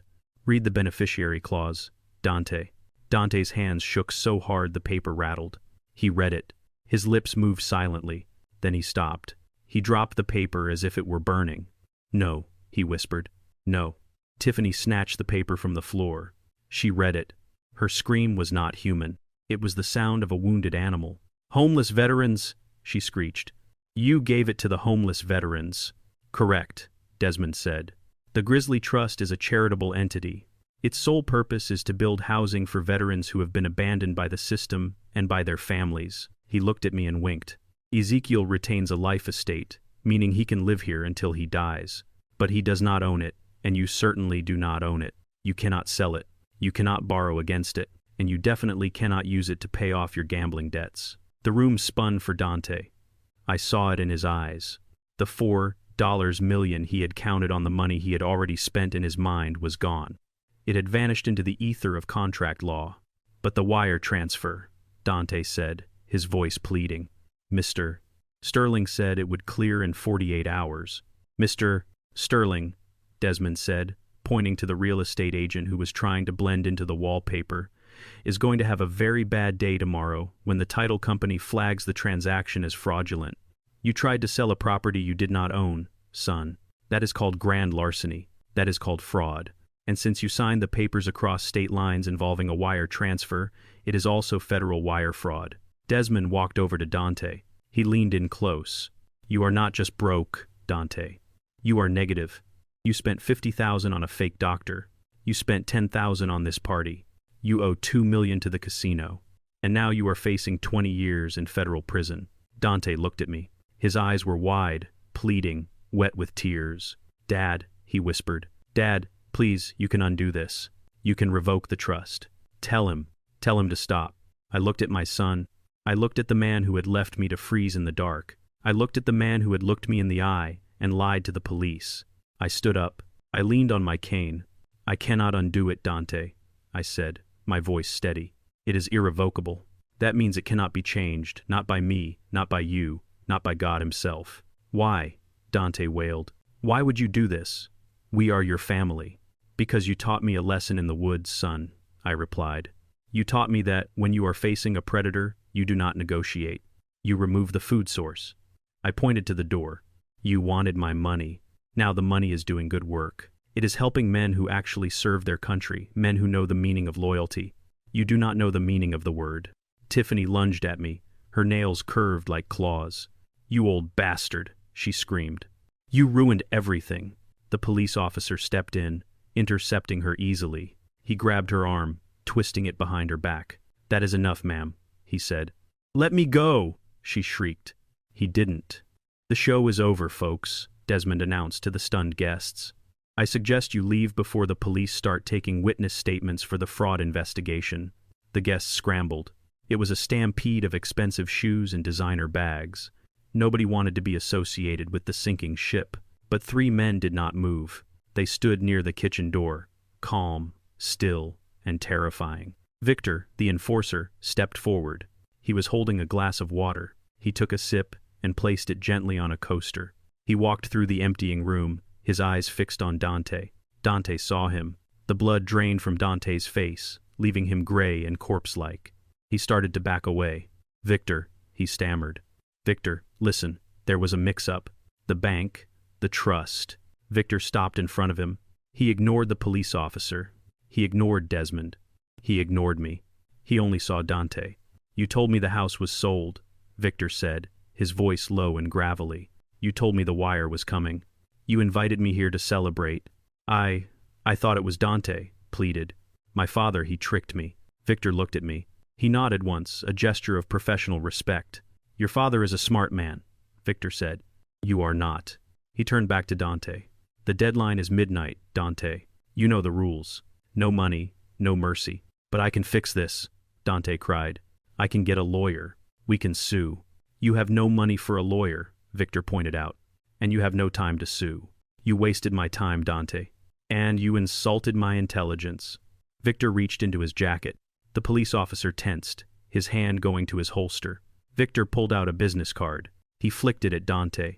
It hit him in the chest and fluttered to the floor. We will be waiting outside, Victor said. Do not make us come back in. He turned and walked out, his 2 silent guards following him. Dante stared at the card on the floor. He knew what it meant. It meant that the moment he stepped out of this house, whether in handcuffs or free, he was a dead man walking. The law might put him in prison, but the debt he owed Victor was the kind that followed you into the cell. He looked at me one last time. There was no anger left in his face, only a vast, empty despair. "Dad," he whispered. "Help me, please. They will kill me."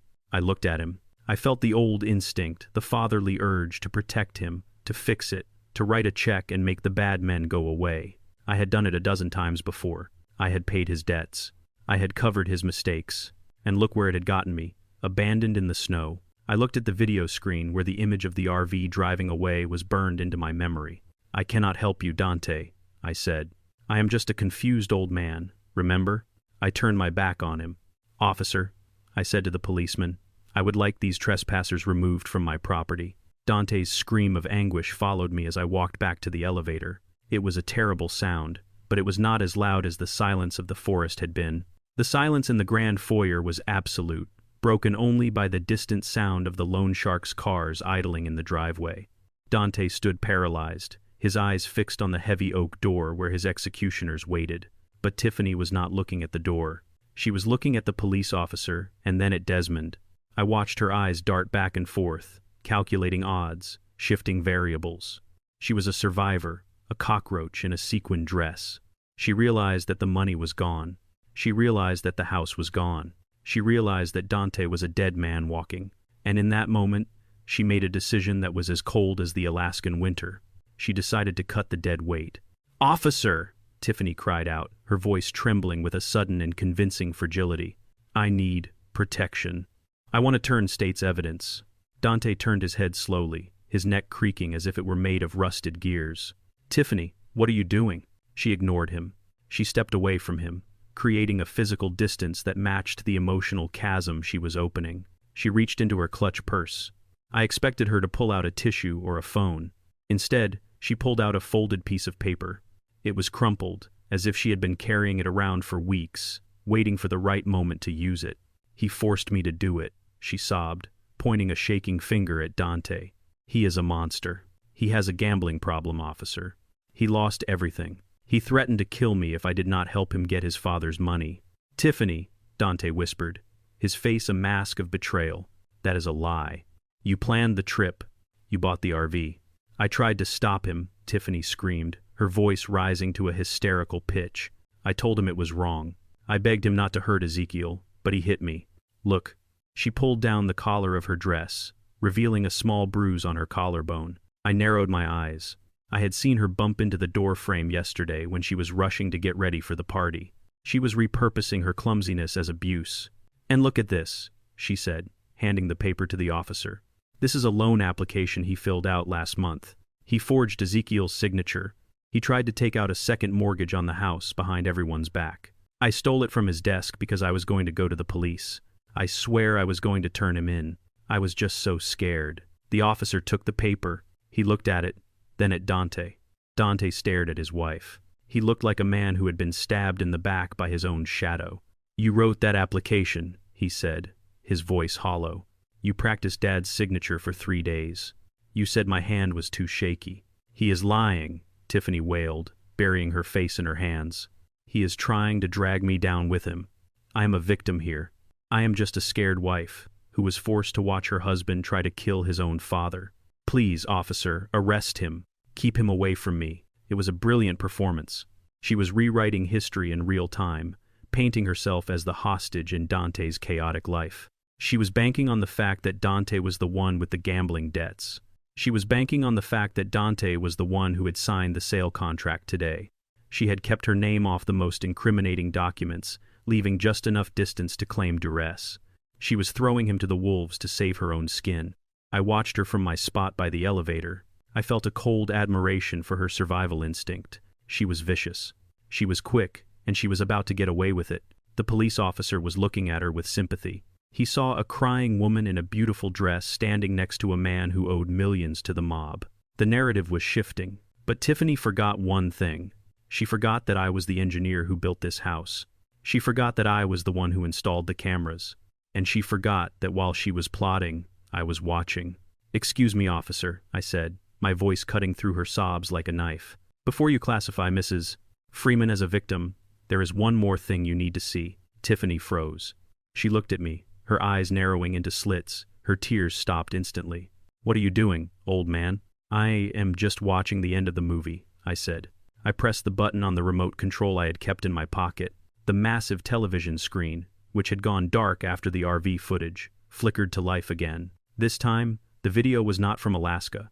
It was from right here, from this living room. The timestamp was from 2 weeks ago, a Tuesday afternoon. I remembered that day. Dante had gone to meet with a bankruptcy lawyer, trying to find a way out of his hole. Tiffany had stayed home, claiming she had a migraine. The video was crystal clear.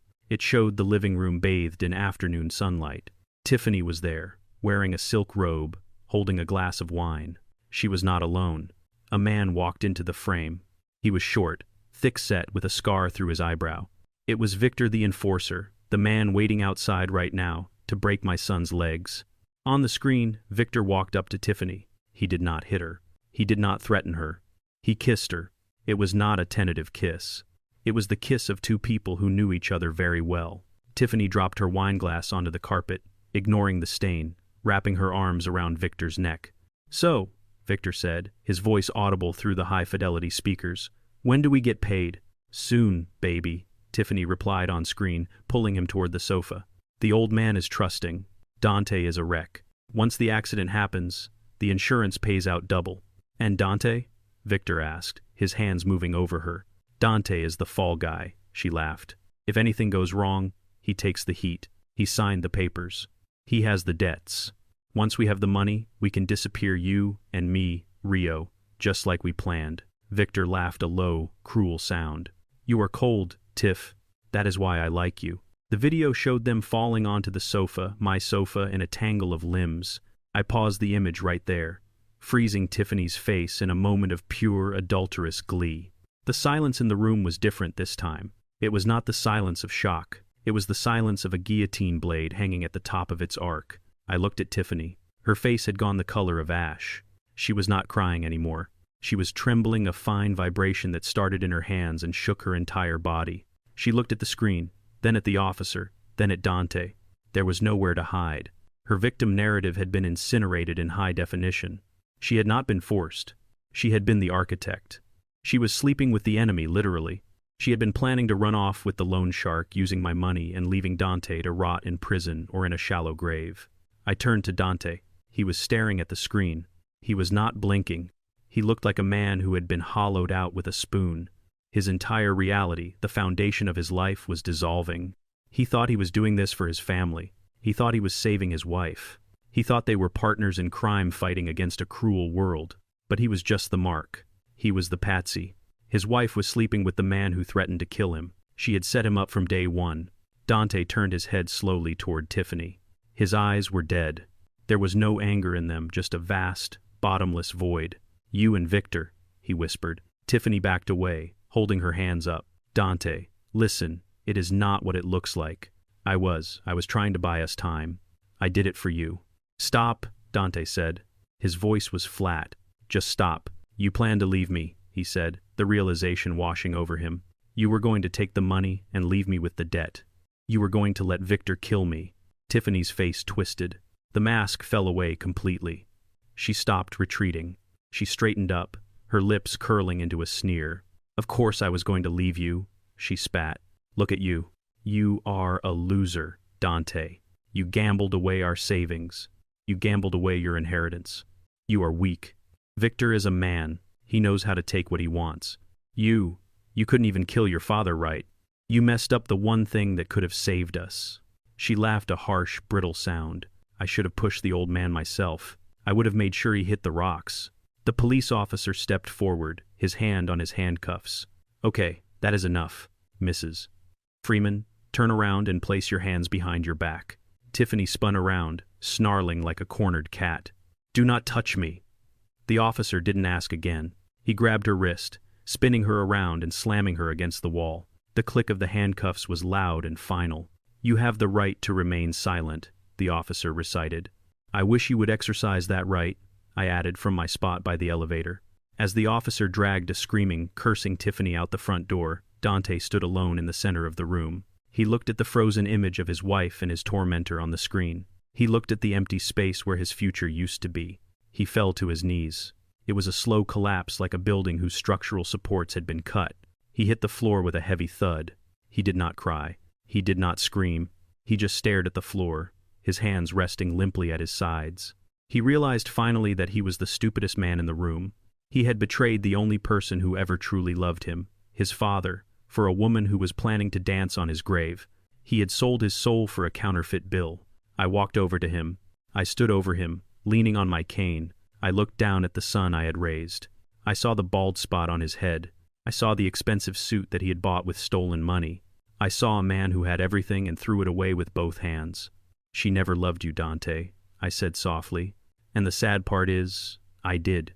Dante looked up at me. His eyes were wet, but there were no tears falling. He was beyond tears. "I am sorry, Dad," he whispered. "It is too late for sorry," I said. I turned and walked away, leaving him kneeling on the marble floor, waiting for the police to come back and take him away, or for Victor to come back and finish the job. He was alone, truly alone, and that was a punishment worse than any prison I could imagine. The arrival of the Major Crimes Unit changed the atmosphere in the house from a domestic dispute to a crime scene. Detective Johnson had called for backup the moment he saw the video.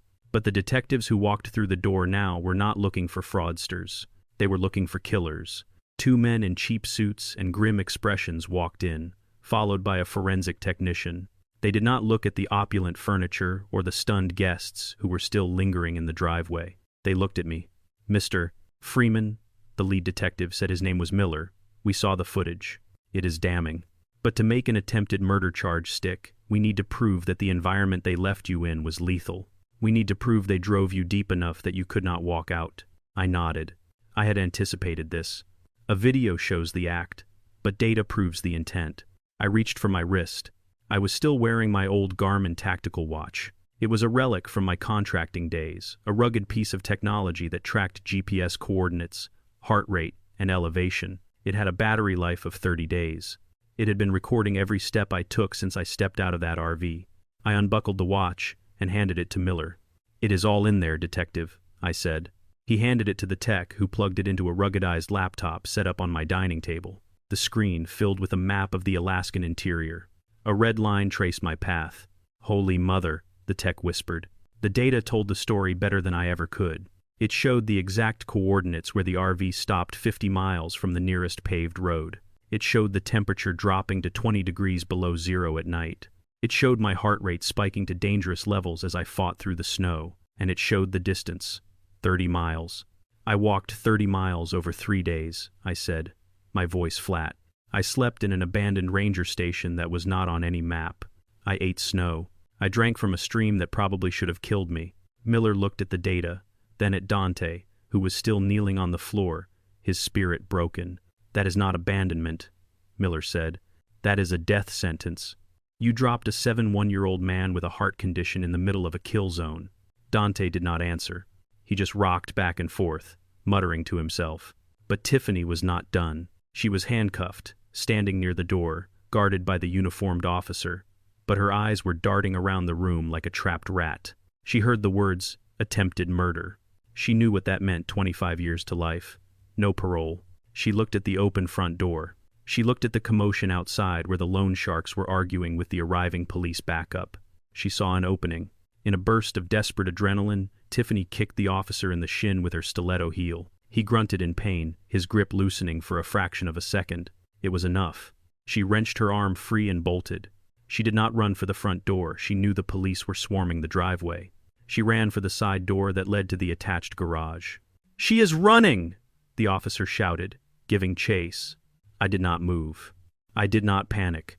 I reached into my pocket and pulled out my phone. I opened the smart home app. I watched on the security feed as Tiffany burst into the garage. Her white Mercedes SUV was parked there, gleaming under the fluorescent lights. It was the car she had bought with the money she stole from my retirement account. She fumbled with the door handle. It was unlocked. She threw herself into the driver's seat, her handcuffed hands awkward on the steering wheel. She pressed the start button. The engine roared to life. The garage door began to rise. She slammed the gear shift into reverse, preparing to tear out of the driveway and run over anyone in her way. I tapped the screen on my phone. Vehicle lockdown protocol initiated. The engine of the Mercedes cut out instantly. The garage door stopped halfway up, then reversed, slamming back down with a heavy thud. The electronic locks on the car doors engaged with a loud click. Tiffany screamed. I could hear it through the door. She pounded on the steering wheel. She pushed the start button again and again. Nothing. The dashboard was dark. The car was a 2-ton paperweight. She tried to open the door. Locked. She threw her shoulder against the glass. It was reinforced laminate glass designed to stop a crowbar. It did not break. She was trapped in the expensive cage she had bought for herself. I walked to the garage door, followed by the detectives. I opened it. Tiffany was inside the car, screaming silent curses behind the glass. She looked wild, feral. Her hair was matted with sweat, her makeup running down her face in black streaks. She looked at me standing there in my suit, leaning on my cane, and for the first time, I saw true fear in her eyes, not the fear of getting caught, but the fear of being powerless. She had spent years controlling everything, my son, my money, my life. And now she could not even open a car door. Detective Miller walked up to the car. He tapped on the glass with his badge. "Open it up, Mr. Freeman," he said to me. I tapped my phone. The locks disengaged. Miller opened the driver door. Tiffany fell out, spilling onto the concrete floor of the garage. She scrambled backward, crab walking away from the police, her heels scraping against the floor. "Get away from me," she shrieked. Miller did not hesitate. He grabbed her by the arms and hauled her to her feet. He spun her around and checked the handcuffs, tightening them until she winced. "Tiffany Freeman," he said, his voice echoing in the concrete box. "You are under arrest for the attempted murder of Ezekiel Freeman. You are also under arrest for conspiracy to commit fraud, elder abuse, and grand larceny." He began to read her rights, but she screamed over him, drowning out the words with a stream of vitriol directed at me. "I hope you die, old man," she yelled as they dragged her past me. "I hope your heart explodes. You are nothing. You are just a wallet with a pulse." I looked at her. I looked at the woman who had poisoned my family. "I am the man who survived the woods," I said calmly, "and I am the man who just canceled your future." They dragged her out to the waiting squad car. She fought every step of the way, kicking and biting until they had to hobble her legs. The neighbors watched in stunned silence as the grieving daughter-in-law was stuffed into the back of a police cruiser like a common criminal. I walked back into the house. Dante was still there, sitting on the floor, surrounded by detectives. He looked up as I entered. He saw the look on my face. He knew there was no escape for him either. Miller walked over to him. He pulled out a second pair of handcuffs. "Stand up, Dante," he said. Dante stood up slowly. He held out his hands. He did not fight. He did not scream. He just looked at me with those dead, empty eyes. "Dad," he whispered. I turned away. I could not watch. I heard the click of the cuffs. I heard the shuffle of feet. I heard the front door close. And then, finally, there was silence. The house was empty. The party was over. The guests were gone. The family was gone. I stood in the center of the foyer alone. I looked at the shattered champagne glass on the floor. I looked at the uneaten food.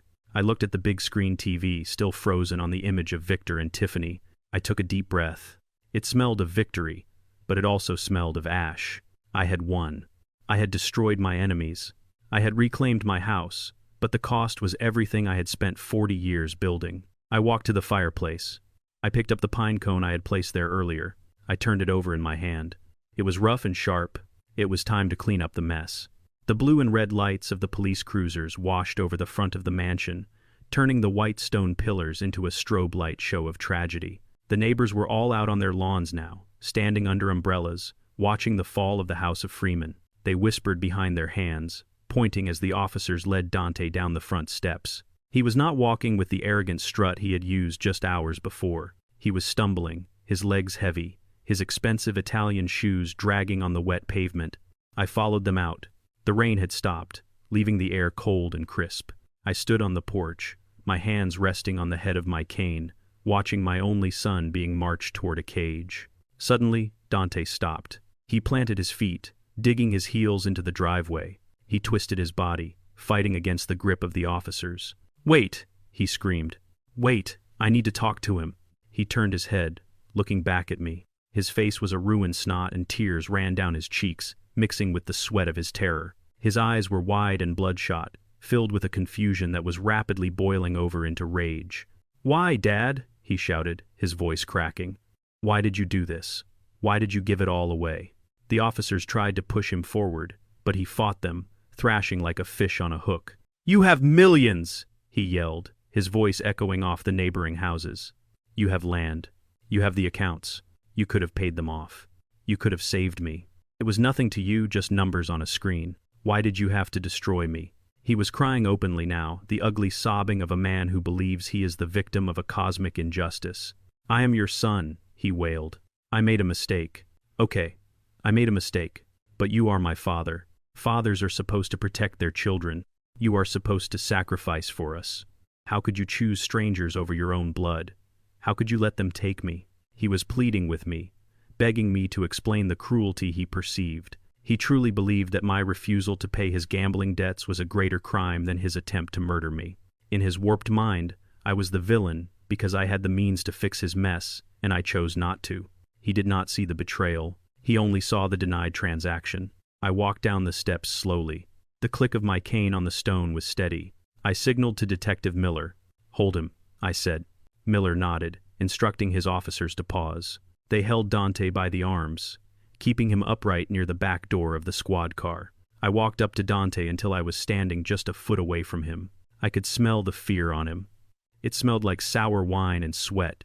I looked into his eyes and I saw the child he used to be buried under layers of greed and entitlement. I saw the boy who used to ask me to check under his bed for monsters. He didn't know that he had grown up to become the monster himself. Dante looked at me, seeing that I had come close. A flicker of hope lit up in his eyes. He thought I was going to relent.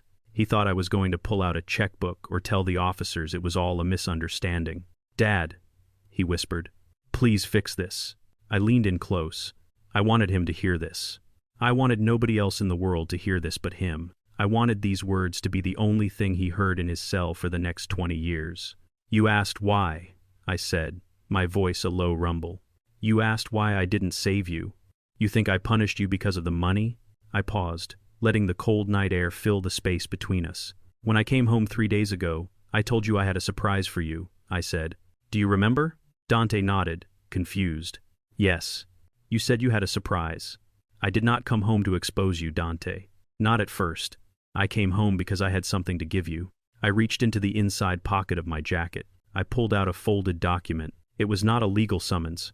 It was not a restraining order. It was a thick presentation booklet bound in leather, with gold lettering on the cover. I held it up so he could see the title, Project Grizzly. Dante stared at the words, his brow furrowed. What is that? This, I said, tapping the cover, is the contract I finalized 2 weeks ago. It is the biggest deal of my career, a government contract to rebuild the entire seawall infrastructure for the city of Seattle.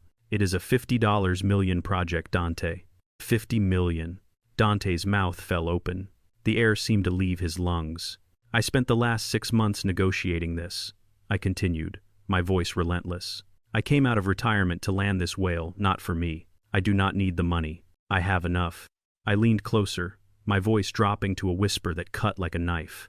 I did it for you. Dante shook his head, his eyes widening. No. Yes, I hissed. I knew you were struggling.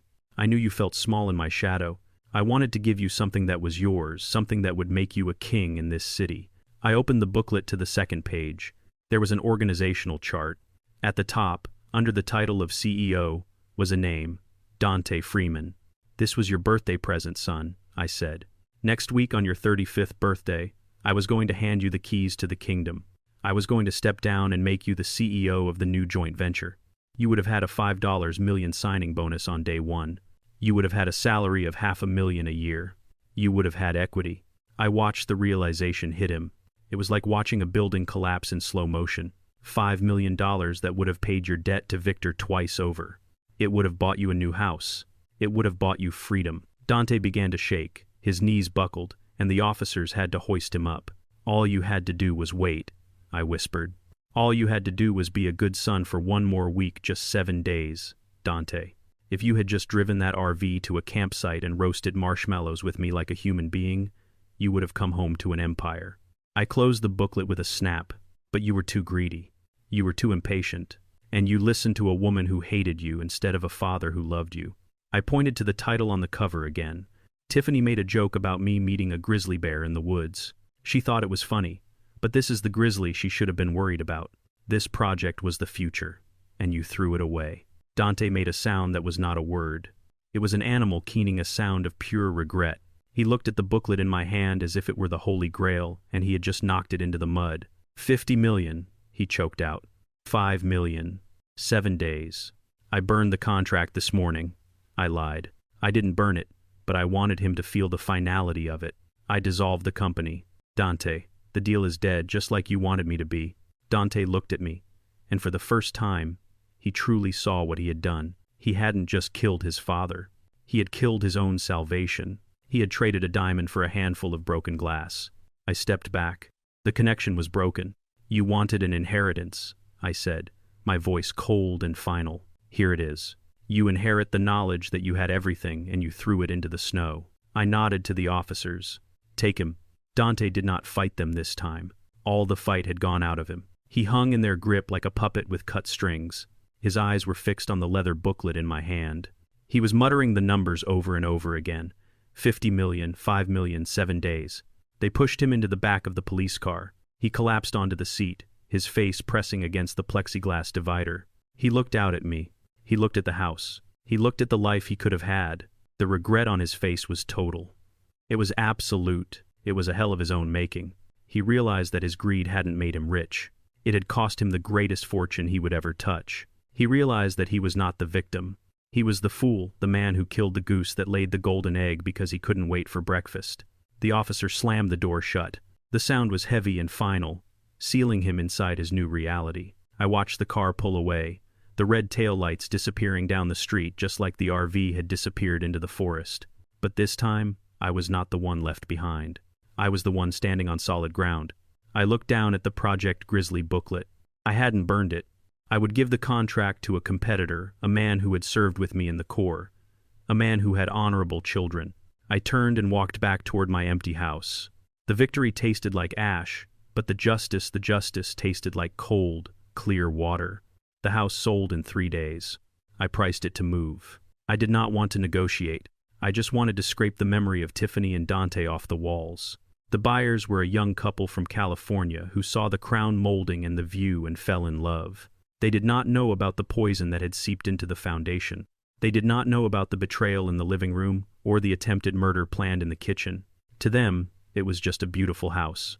To me, it was a crime scene. I took a portion of the proceeds from the sale, not for me. I went to see Victor one last time. We met in the parking lot of the diner where I used to take Dante for pancakes when he was a boy. I handed Victor a cashier's check. $2. 1 million. It was a fortune.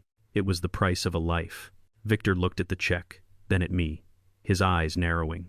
Why? He asked. He tried to kill you. He left you for dead. Why pay his debt? Because he is my son, I said, my voice flat. And because death is too easy. If you kill him inside, he learns nothing. He just becomes a victim. If he sits in a cell for 20 years thinking about the $50 million he lost, that is a punishment. This money buys his safety inside, no hits, no accidents. He serves his time. Victor nodded slowly, tucking the check into his jacket pocket. You are a hard man, Ezekiel. Done. He is off the board. It was the hardest check I ever wrote. It was not an act of love. It was an act of mercy for the ghost of the boy he used to be before greed hollowed him out. I stripped the house bare before handing over the keys. The furniture, the art, the expensive rugs Tiffany had bought with my stolen money, I sold it all. I donated every cent of the proceeds to the Grizzly Trust. When I walked out the front door for the last time, the house was just a shell. It was no longer a home. It was just a structure of wood and stone that had witnessed the death of a family. Desmond was waiting for me by his car at the curb. He was leaning against the hood, smoking a cigarette, the smoke curling up into the gray Seattle sky. He watched me lock the door and drop the keys in the realtor's lockbox. The click of the box closing felt like the final period at the end of a long and painful sentence. It is finished, Desmond said. The legal transfer is complete. The trust is active. The debt is paid. You are a free man, Zeke. I stood there looking at the manicured lawn. I felt a strange lightness in my chest. It was not happiness. It was the absence of pressure. For 25 years, I had carried the weight of Dante's failures. I had carried the fear of his debts. I had carried the secret of his betrayal. Now, I was carrying nothing.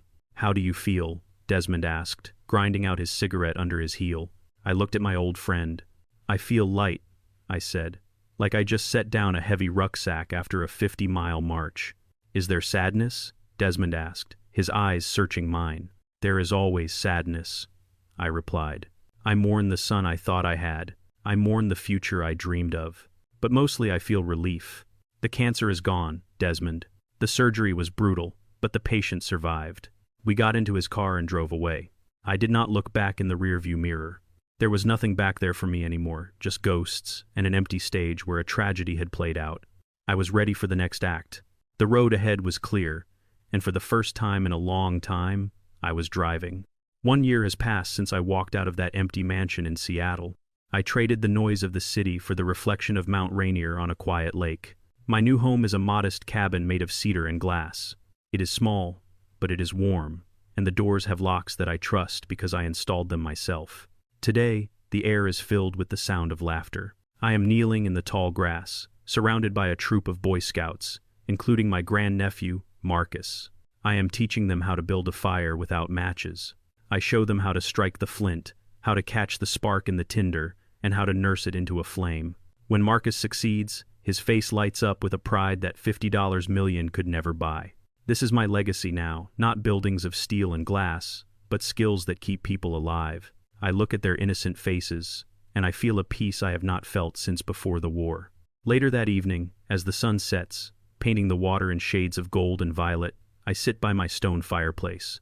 On the side table lies an envelope with a prison stamp. It is from Dante.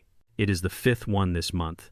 I do not know if he is begging for forgiveness or money or if he just wants to blame me one last time. I do not care. I pick it up, feeling the weight of the past trapped inside the paper. I do not open it. I toss it into the fire. I watch the paper curl and blacken, the words turning to ash before they can ever be read. The flames dance brighter for a moment, then settle back down.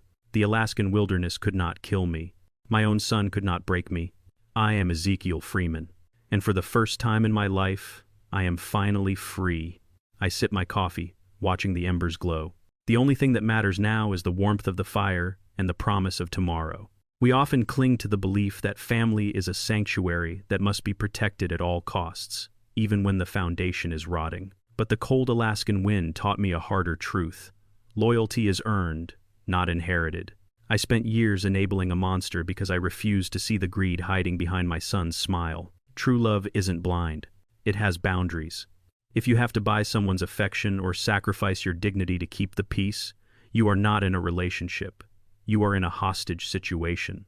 Sometimes the bravest thing you can do is cut the cord and let the toxic people in your life face the consequences of their own actions. If you believe that respect is more important than blood, that is the real strength.